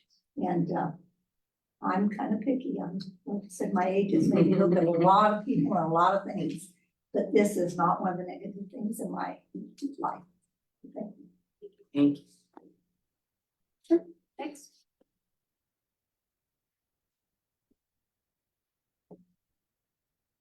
I'm Rocky Meyer, and I'm not a speaker. Sorry. Okay. Even though I acted like I really wanted to get up here, I just want, in defense of Jennifer and the Airbnb, it is so much nicer than it was. Like Molly said, there was mold on that house, it was run down, no yard work, it was terrible. And they've come in and fixed it up, it's beautiful across there, we live catty cornered from it. We actually rented it in September because we had friends from Texas and Oklahoma coming, and there was gonna be 10 of them. Too many for our house, so we rented it catty corner, went back and forth across the street, and it was awesome. And I know Jennifer does an excellent job of checking people out and making standards to come there. We have had no issues with anybody, loud parties, none of that. People talk about other Airbnbs, we're talking about this one. You know, when they say the Airbnb over here, when Janet said the dog's barking and stuff, that's not this one. This one is nice, it's beautiful, I mean, it's so much nicer in the neighborhood. And part of Jason's problem is, and I like Jason, we were friends, but even way before it was an Airbnb, when it was gonna be sold, his issue was, I hope a family moves in there, I hope it's not a rental.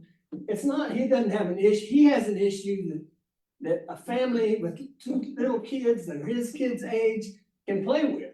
You know, I don't know where he is tonight. It was such a big issue, but he's not here. Oh, may I answer that? Yeah. He's in New York with his family. He changed his family vacation so he could be at the planning commission on Thursday in person. And Okay. he did not realize that he couldn't be at both meetings. He Last week. changed plane reservations, hotel reservations Okay. at the last minute. Okay, well, that's how we are. He'll be there Thursday. Les would be here, but with our grandson who's a senior is playing Right. soccer tonight. So we divided to conquer because I thought it was important to come here because I think it is a beautiful place. They've done an excellent job. They have no complaints. I love it. They have somebody there all the time. They're friendly neighborhood people that come, you know, they sit on the porch.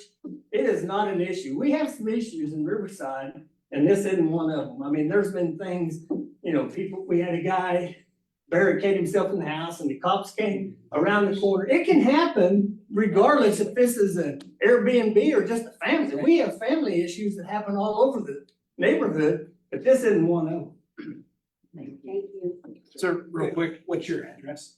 Right at catty corner, 1057 North Perry. I have a question.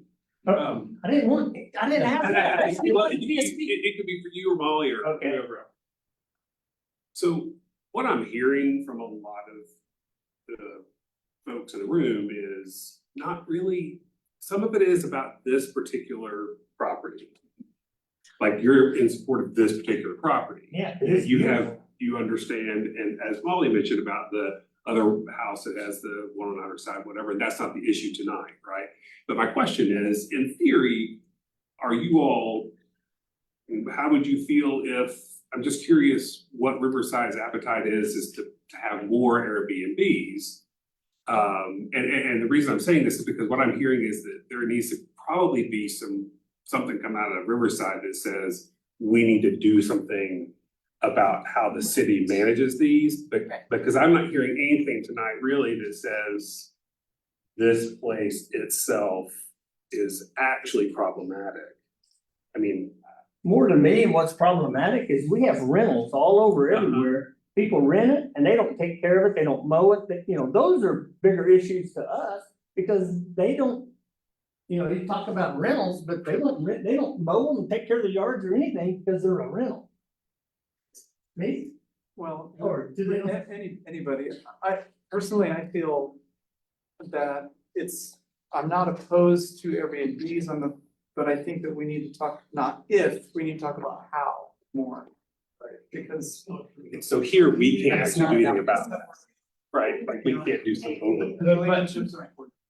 If I'm not mistaken, Maggie, we're only here tonight because the city did change the way Airbnbs are approached, right, Scott? I mean, that's Right. ultimately, Yes, that's why. that this was we're a year having that ago, register. we wouldn't be having this conversation. Previously, they're really starting. So that we did take some steps. I don't know how many Airbnbs is there, like 500? So when we initially started, there were 550, somewhere in there, up to, it got up, I think, to like 575 at some point. We've seen that steadily go down. I think the market peaked and then, it's down to 450. Approximately, and that's all, it changes from day to day, because new ones come online, other ones leave, so.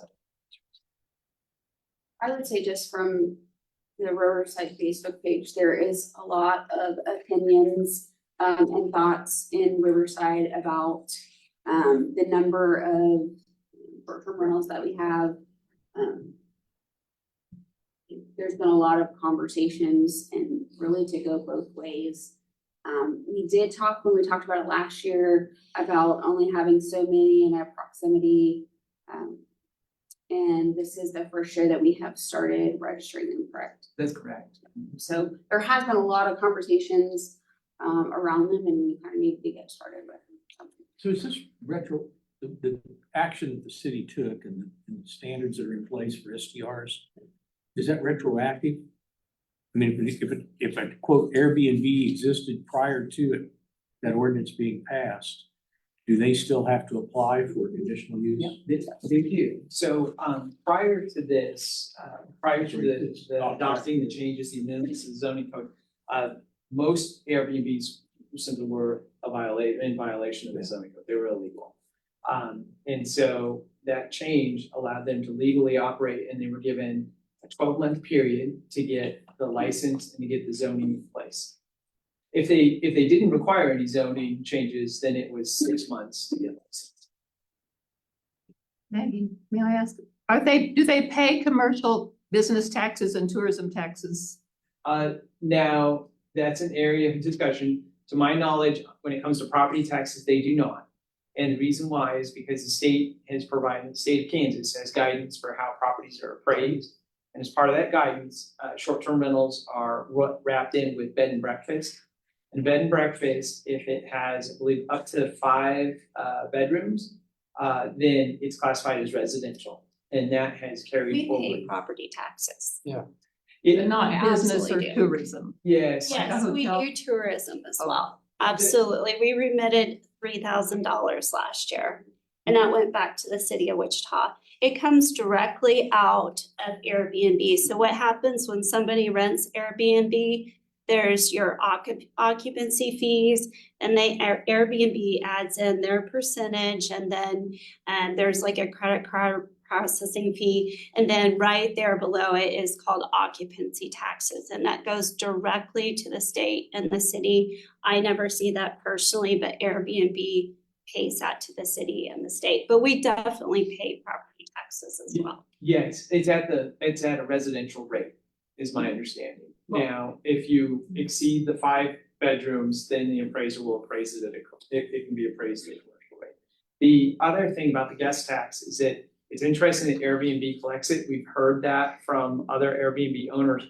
The city of Wichita actually does not require that. It would take a charter change, it would take a significant change in the city of Wichita to do that. So if somebody rents out an Airbnb just individually, they don't have to pay the taxes? No, it's Not pay the required. guest. No, I mean, if they don't go through the app. Yeah. Are you saying it's like not a hotel use and occupancy tax? Correct. I'm saying that they don't pay into the guest tax, which funds the convention and visitor fair. So, And other improvements related to tourism. so it's called the guest tax in Wichita? That's how I refer to it. Okay. Yeah. Well, last year we paid $3,000 in guest tax fees, and it went somewhere. Yeah, I've heard that. I don't know where Airbnb is. It didn't go into my pocket. Yeah, no, I believe you. I've heard that from other owners. I don't know where Airbnb is. Yeah. Is there anybody else from the public that would like to speak before we bring it back to Deb? Okay. Do I get a rebuttal? The rebuttal might be part of, when you bring it back to the DAB, they might have additional questions or comments. Okay. Any more questions from the Deb, or conversation, or emotion, or whatever that may look like? I don't mind adding to what Brian said, which was that we're talking about this home. And there are really good issues, right? And I know that Maggie hears that and knows that. I think we all agree we have to live peacefully in our neighborhoods and nobody would want it to be overrun. Nothing but short-term rentals, but we're talking about this house. And so that's a separate, those are two separate issues before us as the town. Or our city. I'll disagree a little bit. And that's my disagreement, is just a little bit. I think they're not separate.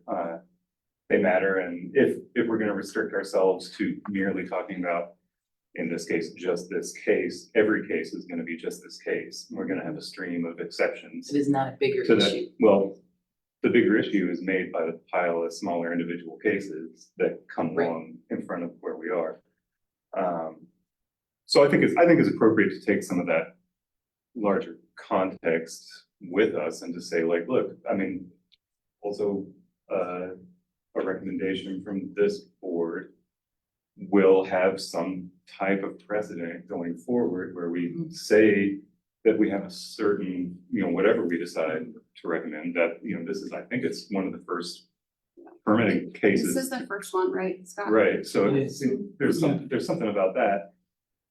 So I mean, I think we've heard, and I'll just disclose here, I can see this property from my porch. I am more than 200 feet away, so I don't get to know, but I run by it every day.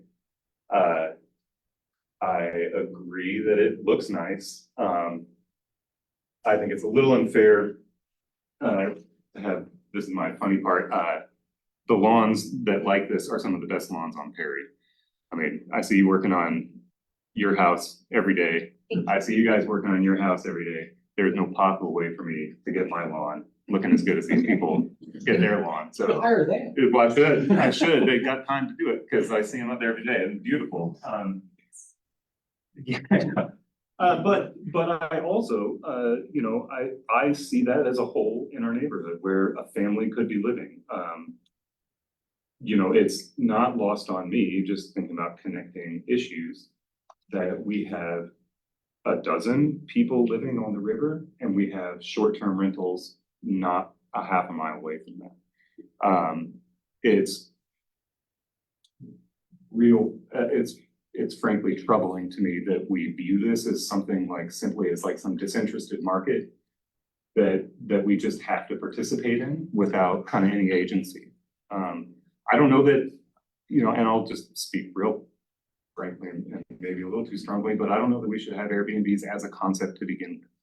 And I don't know we don't have to have short-term rentals in our neighborhoods. We don't even have, at the very least, I don't know that we have to have people who live nearly in Andover owning property in our neighborhood and renting it out to people. And it's just sitting there as a 5-bedroom house that's empty most of the week. And again, like people need this house. It's the biggest issue in the city that we're being told is housing.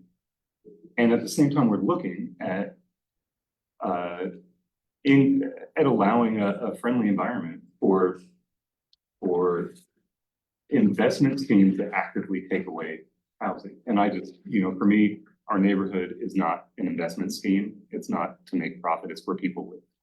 And that's the first function of our neighborhood. So I think these are big questions and they're important questions. I do, look, as far as this particular Airbnb goes, I don't, the property looks nice, fine. Bill knows I don't really care about a green lawn. My lawn is full of clover and henbit and chickweed, and it will absolutely get worse as we go on, because I love that. I love that looking, and I know that people here have a beautiful garden every year, but it's a little unkempt. And I say that as a compliment. It looks great. It looks like you eat out of that garden. It's beautiful. I also know, and I'll quit after this, but when this house sold before, the people there had been aging, and so it was an aging house. It sold for maybe around $180,000. I think you guys probably bought it for well over $300,000. That's too expensive for anything else. And we need to start thinking about what does it mean if we have the incursion. To me, worse than people renting is the incursion of houses that are over $300,000 in our neighborhood. Houses that are going for too much money for people to buy, This one also went up at auction, I think, too. Yeah, it's sold And there's a, twice. yeah, there's another issue that I think, you know, these auctions too tend to give preference to the investment class, people who aren't gonna live there, people are gonna live it to rent. You know, these are connected issues. Is there an immediate danger or some sort of imminent disaster in our neighborhood because of this particular Airbnb? Probably not. Is this Airbnb a detriment to our neighborhood? Yeah. All Airbnbs are a detriment to our neighborhood. And I think that's a conversation we should be able to talk about case by case, as well as Lincoln. Well, but again, back to my point, these are the larger issues that have got to be sorted out at the city council and the city government level when they really aren't at this moment. And it seems arbitrary and unfair to pick winners and losers out of a house that doesn't actually bring any threat.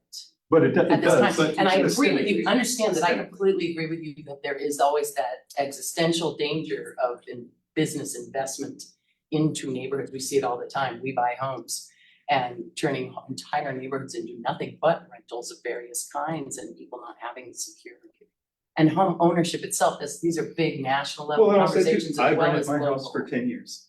I've been in Yeah. that same house for 10 years and been a renter my whole life. So I also don't agree, and I didn't do my normal pushback on the rental comments, but, you know, I But also don't agree. entirely, Right. Right, That's right. entirely where the people who live in those homes, only the owner really has the voice to come Do to the we city have- council. But and this was a family home at one time. Yeah. It was a family home, And it brings a families. rundown family home, and now it's not. That's how I look at And it. so if we take them on a case by case basis at first, which is the precedent we've certainly setting, this home, well, seems fine to me personally, and also as critical as the conversations you're bringing up. Well, one of the things Also that you said, important. Zach, that made me think was about taking some action.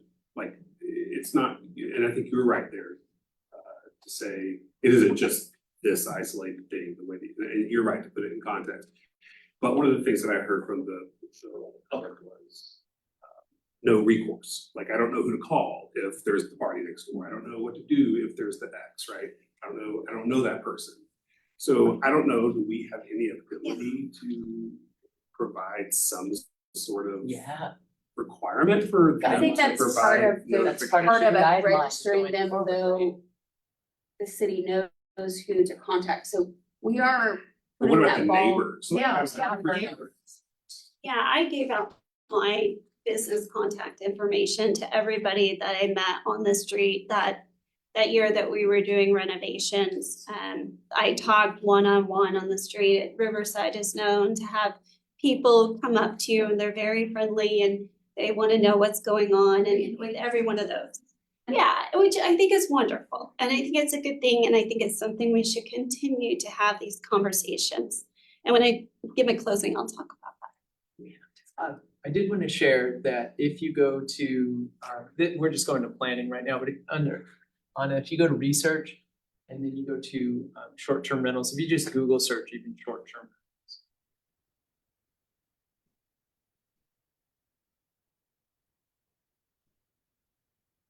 There we go. Let's see. Yeah. The first No, one. the first one. The first one. So if you do a Google search for short-term rentals in city of Wichita, you should end up with this. We do have a phone number here that you can call to report an issue. Here we go. So this one, it will go in, it's operated by Granicus, which is our vendor, which tracks and monitors short-term rentals. It will take the call, it will inventory like what the issue is. And then our staff will receive that to follow up and investigate. The other thing too is that if there's a party or a loud disturbance or something that's like immediately going on and needs to be resolved, folks can call 911 and the police department will. Yeah. I mean, I guess my pushback to that, which thank you for that, is like, if they had neighbors that actually existed, they'd go over. Yeah, that's what I was. You know, and so once again, then, you know, what our solution is, then we're gonna need more police in the neighborhood to take care of these problems. You know, this, and not to diatribe here, but this man who spoke at city council a couple weeks ago, this Brad guy against the homeless people down there, it struck me the other day, this guy, he lives on the edge of town on the east side. And he just set police policy for us in Riverside. And in the same way, this is doing the same thing. It's taking that kind of like action out of our hands, because now we have to call the city who has a vendor that they've contracted with to send them a message that we have a problem with somebody who's 100 feet away from us. Most of these neighbors have my phone number personally and are able to contact me directly. That should be a guide. We're having a discussion at the bench for now. Is there any more questions amongst us before? Issue. Could I have a clarification? May I ask that the gentleman? You made a statement, and I'd like for you to just please clarify a statement. To make sure did you make the statement that you said that Airbnbs are detrimental to the neighborhood? Yes. Okay. Because What can we do? Like, what do we, at this point, what can we do? You know, it's a great discussion. The agenda item is for this particular property. It's not trying to set precedents or policy. I think Maggie's heard a lot of comments tonight. And so the onus is on her to figure out, okay, how do I interact from now on with the other city commissioners? Setting Figure out- precedents. Yeah, city So council. what I think is, other than talking about this case, we can send a recommendation to the city, start working on policies, rules and regulations on Airbnbs. Because otherwise, we're gonna be having the same issue over and over. Oh, yeah. I do think that it's interesting, that this is the first case that we've heard that there's been enough protests to get to this point. So, you know, whether you're opposed to it or not, I think this is really good conversation that enough neighbors are paying attention to at least engage in a conversation outside of just Facebook, because that doesn't solve anything. But I do see it most of the time. So if anything, I appreciate the conversation. We talk about this a lot, that it takes 450 houses or however many Airbnbs we have out of housing stock, knowing that we are in a shortage of houses. I've stayed in Airbnbs lots of times, so I appreciate the conversation. I'm definitely taking notes. Anybody want to make a motion or have more questions or? If I could, I'm sorry, there's two different items, I think, that are, well, they're related, but you're talking about policy at the high level, and then you're also talking about policy in terms of what should happen with this individual property. For the question about what can the DAB do? If you want us to revisit, if you want the city to revisit the issue of short-term rentals overall, I would suggest keep it in mind when it comes to the budget time, because putting money in the operating budget to do additional research or to tackle this issue could be one way. Another thing too is put it into like a work plan for the planning department, so it is a product or an item that we need to tackle would be another thing. We don't have a formal process for doing that yet. I'm working on that, but those are the two ways that I can think of to address it at a larger level. And the other third one possibly would be if the state's involved in some form or fashion, putting it on the city's legislative agenda.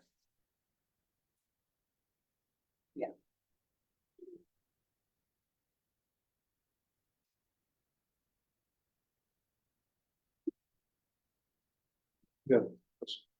I just also wanted to add, some of the community members said that when they have people staying in that house, they come into that community and are introduced to this kind of environment, and they're influenced by what Wichita is and how this community runs.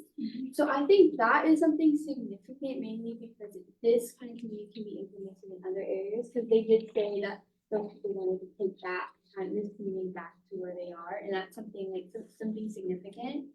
And also like the introduction of people within our community and having like diverse different people here would be an opportunity to just kind of spread our lifestyles and how we, like how this can be moved.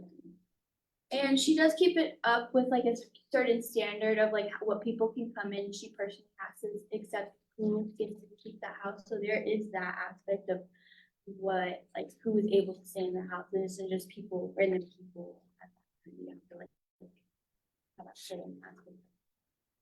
Thank you for that. So are we ready for a motion? Go for it.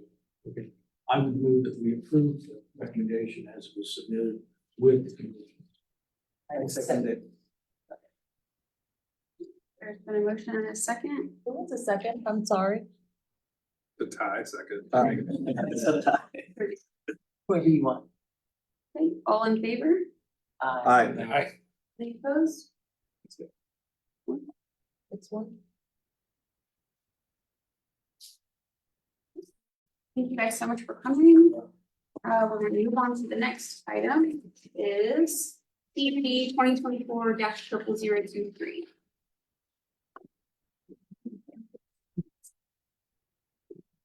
Right.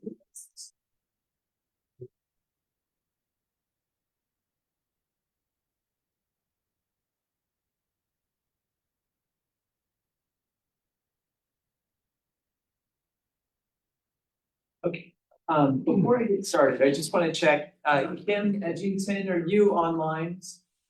Yes, I am. Oh, yes, fantastic. So Kim's online. He's the agent for the applicant on this one. We'll do this one the same way in terms of the review. Is that okay? Okay, so this one is a PUD. So PUD is custom zoning. And we'll look at the specific language because that's obviously very important. This is 1.7 acres in size. And it's located near the railroad triangle in Delano. So you can see it, Douglas and Millwood is the general area. So if we can scroll down, staff recommendation is approval with conditions. Actually, if we could go to the first map on the cover page, sorry, real quick. Oops, sorry. I'll get there. Okay, well, that's okay. We'll work here. So here's the general location map. If this looks familiar, it's because there was a case here within the last couple of years to establish the PUD. This where Central Standard was. That's correct. Yeah, so that was the location.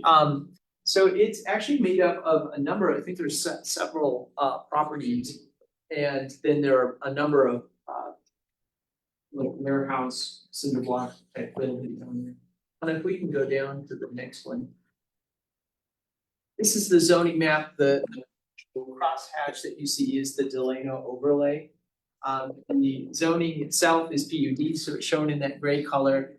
This bluish color is industrial, it's limited industrial. The pink color is general commercial. And then you can see residential, which is the white and the yellow and the orange as well. So it's kind of a mix of zoning in the area. Let's go ahead and go to the next page. This is the map from the comprehensive plan, and the outline takes up most of the space. So I'm going to refer to the staff report for what it identifies. Here it shows a portion north of First Street is designated as appropriate for residential.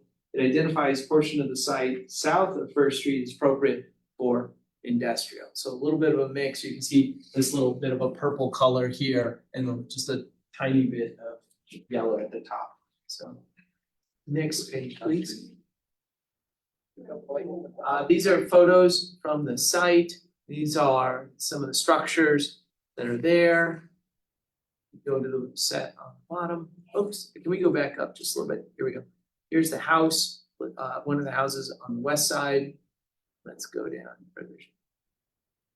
Looking along the right of way to the railroad tracks. Okay, and then south. Okay. Is there anything else after that one, Anna? Doesn't look like it. Last slide.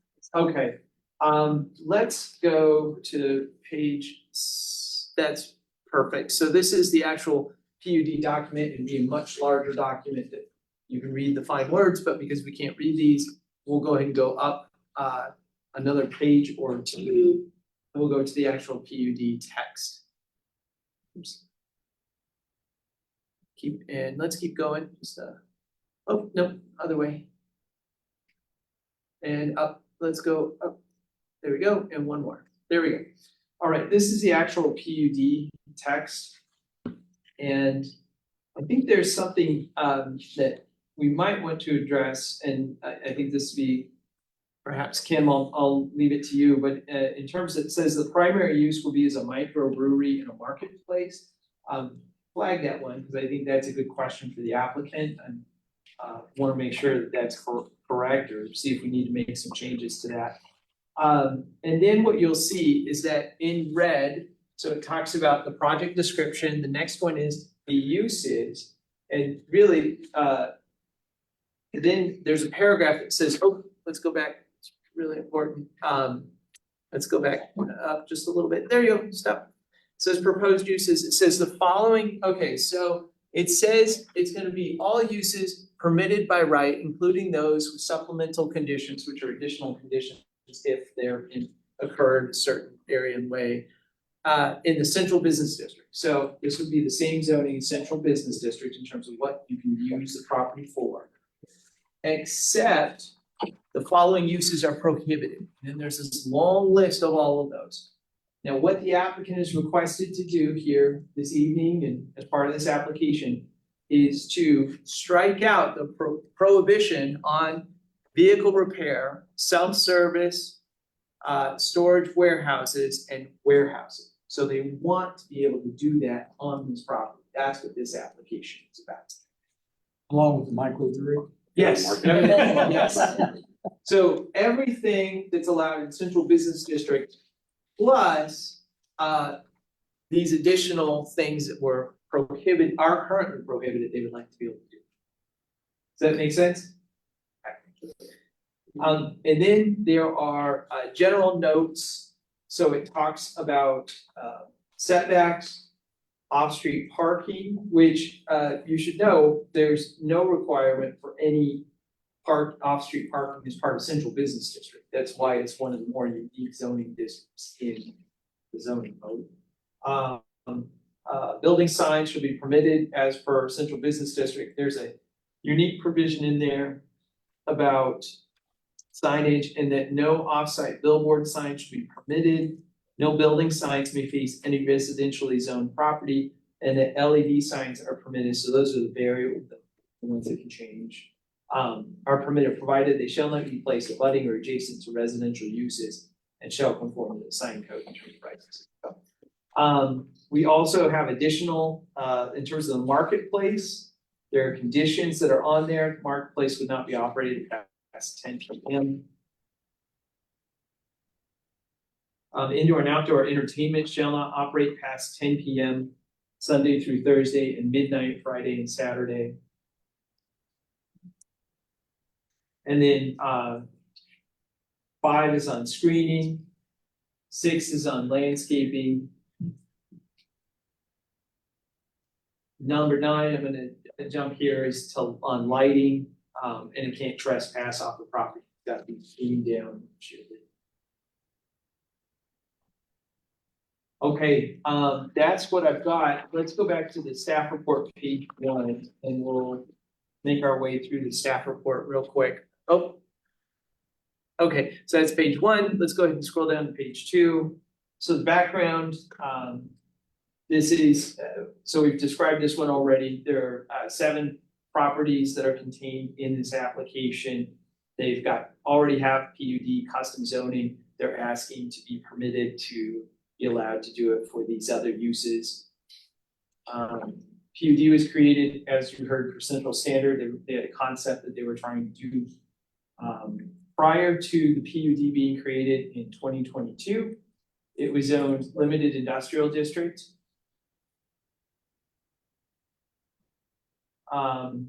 Then let me confirm something real quick here. Okay. Then, any new construction, do want to point out that it is within the Delano overlay. So any new construction will have to go through that design review process. And then, the character of the neighborhood is, mixed, and you saw that just from the zoning map and also from the photos. So what you also can see in this area is that, there are properties, I want to confirm that this is going on. You have a mix of zoning, you also have a mix in the way that those properties are used, right? Because just because something's zoned for industrial doesn't mean it's necessarily industrial use, could have been something else. So there's just a mix in the area. Public services are also public services available in the area. In terms of the community investment plan, you find that it's in conformance with that. Also places for people, find that it's in conformance with that. And the Delano neighborhood plan, we find that it's in conformance with that. So the recommendation is approval. We've got the golden factors on page 4 of the staff report. I won't go through every one of those. They're there. With that, I will stand for any questions. Sorry, it's a long report, but I want to make sure you understand what's in it. I have a Yes, question. sir. Is this the same group that brought the CSB thing? This is totally different. Is this related at all, or am I? I don't know, I'll Putting these- defer to the applicant for that one. My guess is they're looking at the location going, wow, this is a good Yes and location. no. Is it? Yes and no, but Kim will be able to tell you. Okay, yeah. Okay, great. What's the relationship? That's my question between Okay. the previous zoning case and this. All right. Well, Are you there? Hello. Thank you so much for letting me join in remotely on this. I really appreciate Anna's help in getting me set up. So I apologize for not being there in person, but this is the same, it is the same property that the CSB organization had hoped to expand their business on. But because of some changes in the market and just kind of a redirection of their business plan, that is really not in their plans any longer. So they have sold this property to, so this is a new owner, same property, new owner.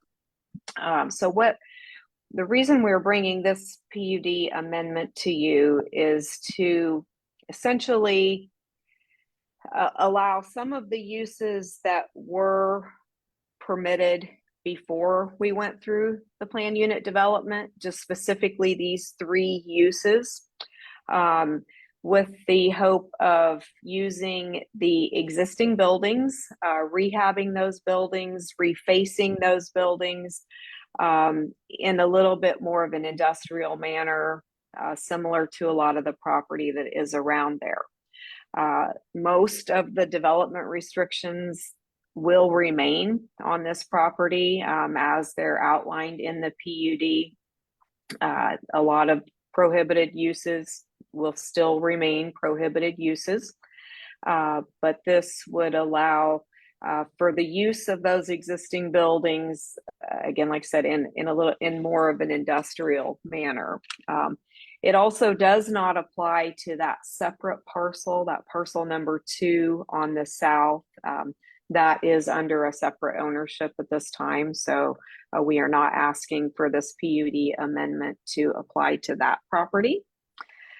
So I would be glad to stand for any questions. I appreciate Scott's very thorough staff report. They really did cover everything nicely, and I would be glad to answer any questions that you all might have. When she said, if I heard her right, that the 3 that they're asking to be removed from the restrictions had been available before the previous PUD? Yes, under the limited this property was zoned just straight limited industrial before we did the plan unit development. So these uses would have been allowed under that zoning. Still the PUD, but just a little bit.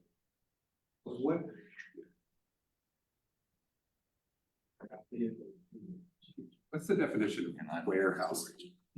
What is that? I look it up. Sorry, it seems like stuff, and maybe you could. It's like vehicle repair and. It seemed oddly specific to go with a microbrewery and marketplace and single multi-tenant retail and dining.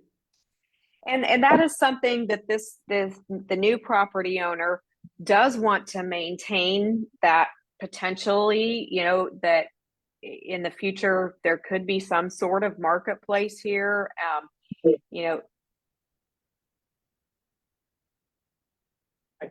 I do have the definition of warehousing. It means the storage of materials, equipment, or products within a building for manufacturing use or for distribution to wholesalers or retailers, as well as activities involving significant movement and storage of products or equipment. Typical uses include distribution centers, frozen food lockers, moving and storage firms, but excluding self-storage warehouses, which is a different land use, which they are actually requesting authority to be able to do. Right. With vehicle repair. So what are they That's really the gonna other choose? chain.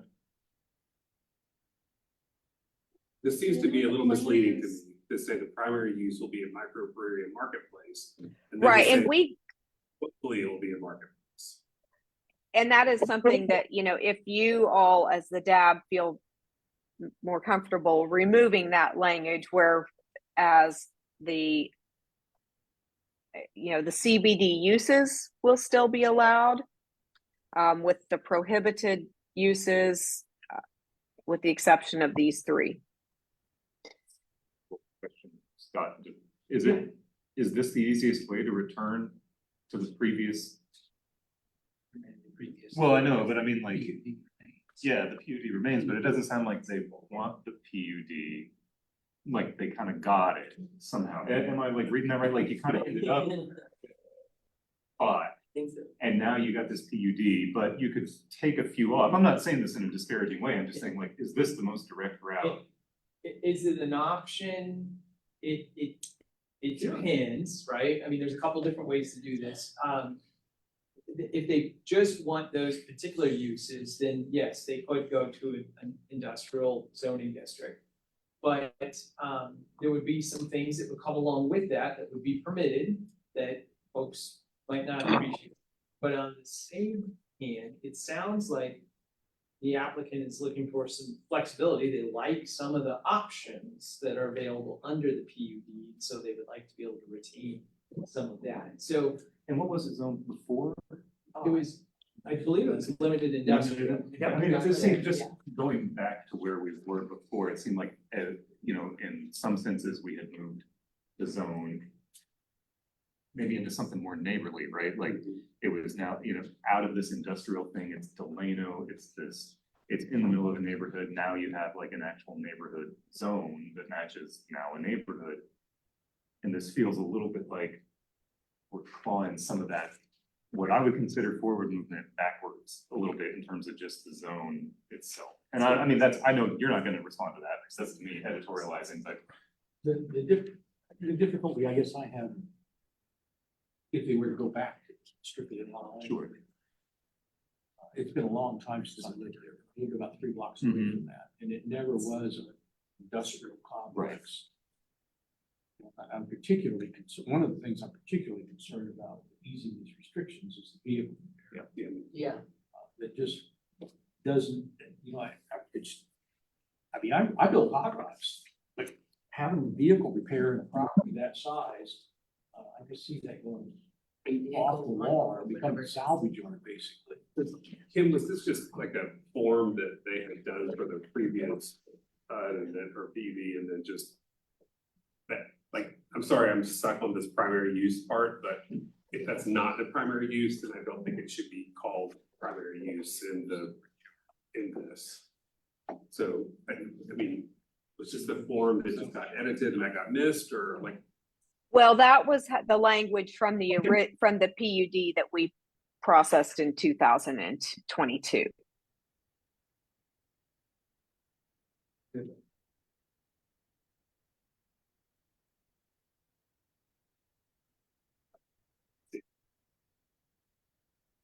And as far as the vehicle repair, I mean, that's something that if you feel comfortable with some additional restrictions on that, because we certainly don't want to have anything remotely like a vehicle salvage or storage yard. It would only be allowed inside, inside a building. It would be completely enclosed.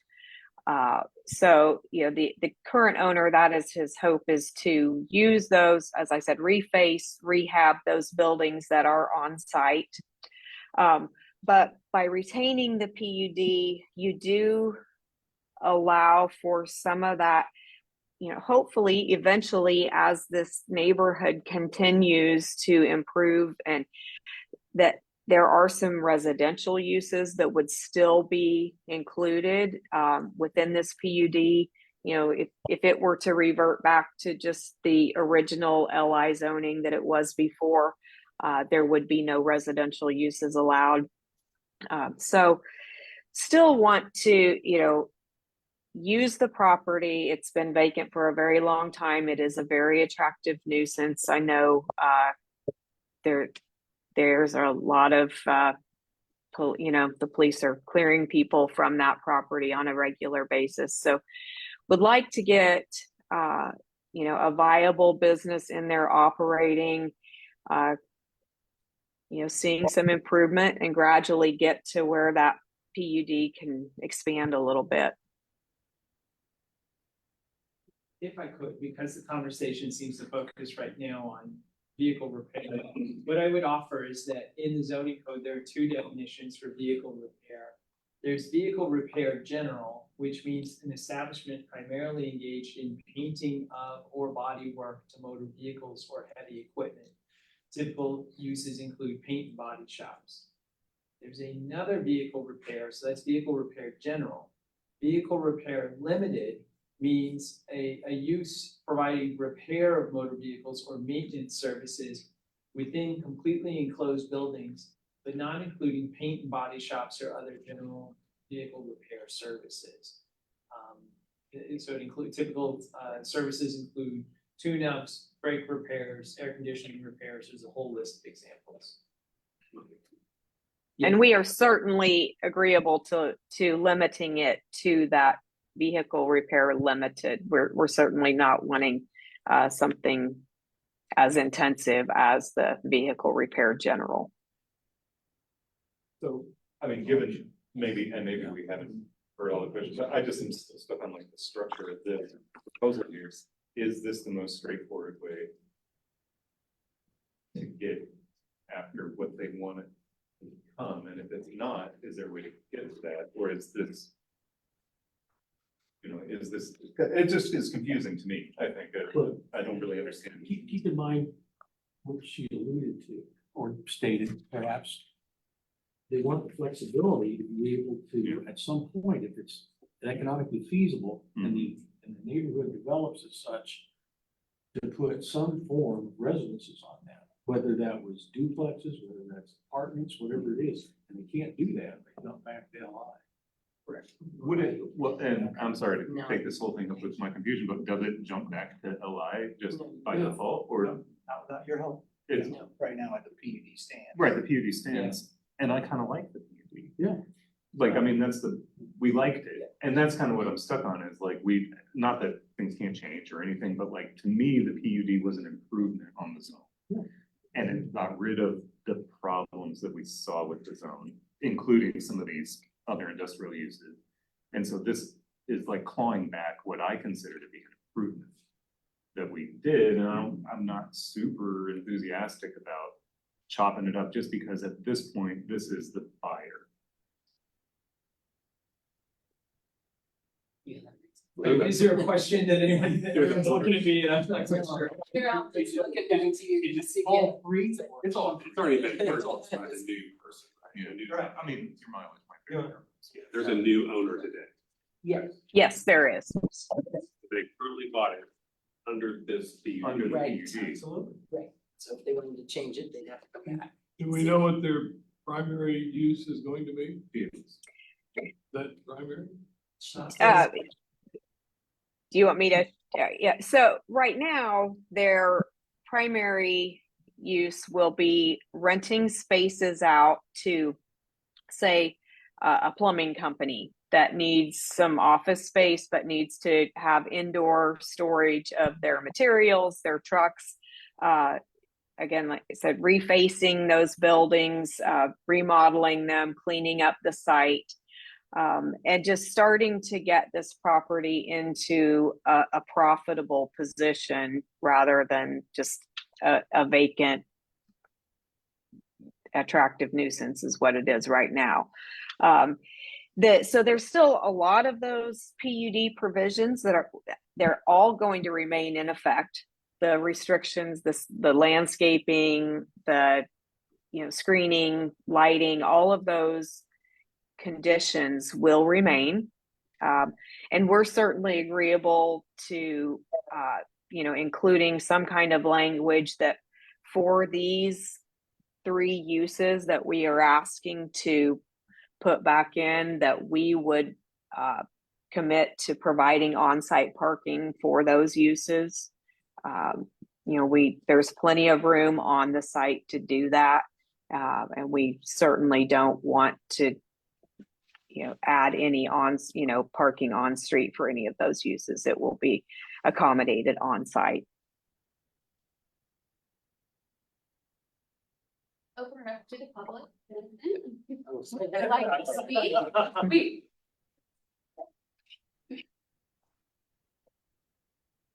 Hello, Vincent Hancock, the Lena Neighborhood Association. I first want to make sure I mention this. It is halftime. Chiefs are up 10-7. I've been triple tasking here. I've been having 2 dads and listening to the game at the same time. I really wish this had a chance to gotten to us before our last neighborhood meeting. The first we heard of this was on October 17th, 2 days after our last DNA meeting. So I can't come to you with recommendations from our entire neighborhood because they didn't know about it. I have sent it out to several people. One was the previous property owner, some neighbors in the area. They've had some mixed feelings on it.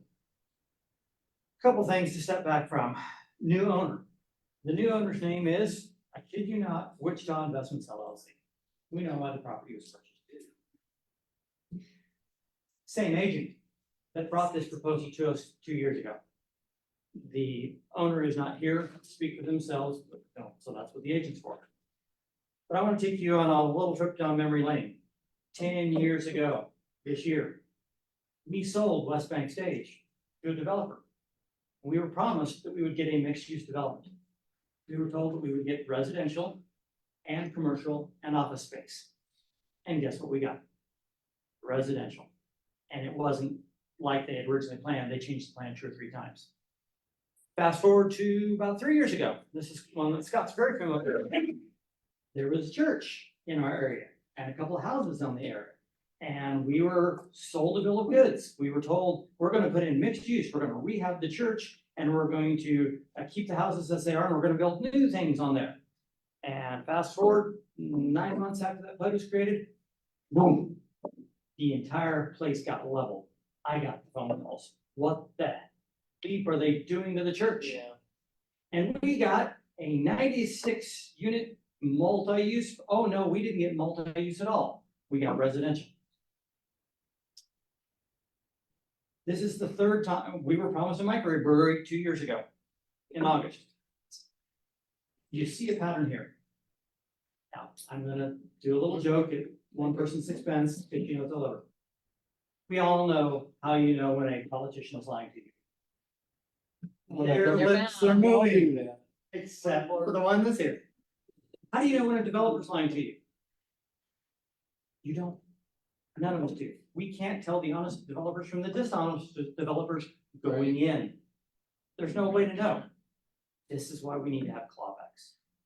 I don't have the solution for this today. But what's going to happen when 2 years from now, nothing's been done on this property? Do we kill the PUD? There are two absolute things to answer Zach's point. There are 2 things that they get this PUD that they don't get with LI. First is 0 setback, because it's getting some of the benefits of commercial business zoning. So they can build a building right up to the edge of the sidewalk if they want to. Second thing they get is they have the potential to put residences on here.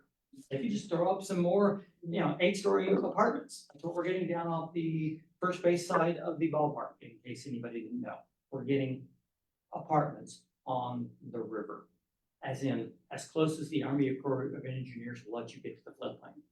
So I don't know what the solution is, but I mean, first of all, we've got no designs, no plans, no nothing. We don't know what this will be. What I don't want, we agree, it's an eyesore. It needs to have something done. But if we don't have clawbacks in 2 years from now, it runs the serious risk of being exactly what it is today. And then becoming an apartment. Or Which ultimately, Vince, just so we're on the same page, it can be that right now. Nothing could be denies that it from being residential apartments right now. Nothing Right, denies it because from being, it's the PUD. it's already, that's done. But, It's not but what we're in, talking about tonight. but in my opinion, the PUD 2 years ago is null and void because we were lied to. There's no microbrewery. So in my opinion, the PUD should be either killed today or killed if nothing's built on here because of dishonest developers. We don't have that ability though. We have the ability to ultimately give what's in front of us. So I can't deny a PUD In my because opinion, you it's can already request passed, a it's passed city condition. council, went through the official, it's done. Right, a council approved this expecting a microbrewery. We didn't get that. And in my opinion, there should be a condition added that says, if nothing is done to this property in 2 years, it reverts to LI. That's my opinion. And that condition could be added. It doesn't mean we might have to bring it up again Thursday. But I'm tired of being lied to by developers.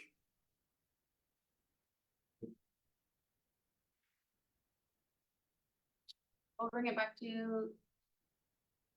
Documentary. Okay. I was like, wait, we'll bring it back to the DAB. Is there any more questions? Any more questions for Ken? You want me to make a motion?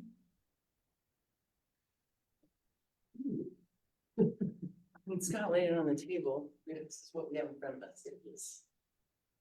I guess I could make a motion, I would certainly like to have that. I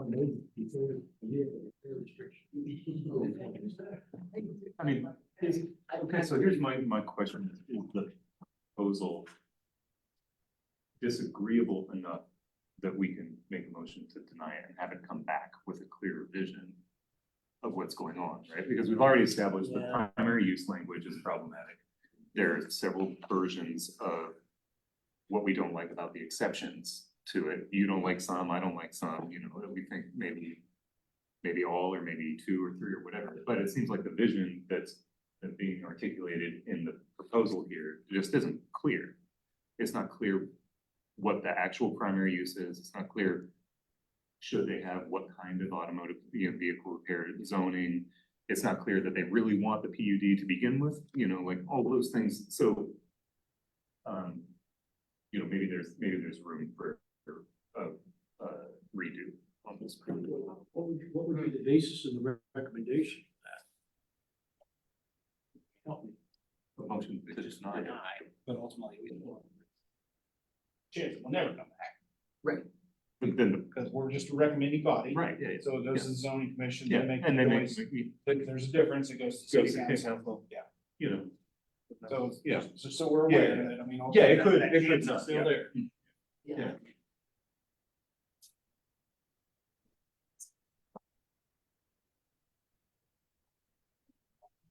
Yeah, I don't know, I mean, for me, it's confusing and unclear. And it seems like with a little more work, it could be made less confusing and more. But like, we didn't get that. We got something that was very lightly. Oh, I have this. It's a proposal, but there's no plan to this. Well, it doesn't feel a little bit like, I want all the options, but I have no idea what I'm gonna do. Yeah, I'm gonna do So- something. I wanna make some money off But, this instead of just that growing was well weeds said. and vagrants.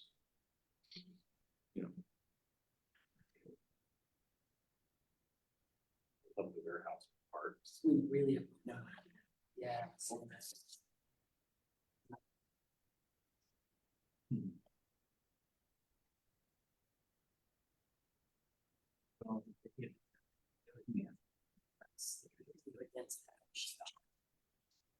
You're not looking this now, at these is the fish with red line. The red lines are what they want to have. Yeah, yeah, in that one. Right now, everything is restricted, so they wanna Right. take those. Take those things down. out of that.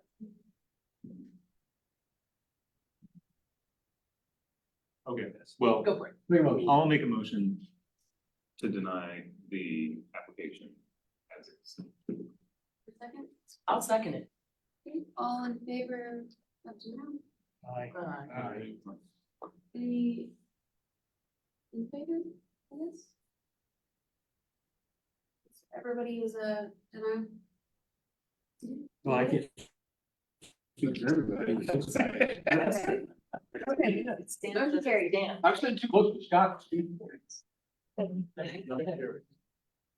Okay, really quick, I have a couple updates. Thank you guys for being so patient. River cleanup this Sunday, meeting at the Red Zephyr from 8 to noon. The LEAP applications are available. They're having a workshop, right, on November 20th here at Evergreen from 8 to 5:30. There's also a water bill relief. And then, I haven't done any historic Midtown, house tours for a couple years. They're doing them again this Saturday and Sunday. There's 5 houses on the tour. You can park at Grace Med, or St. Paul's United Methodist. Yeah, super excited. There's some new houses on the tour that haven't been on before.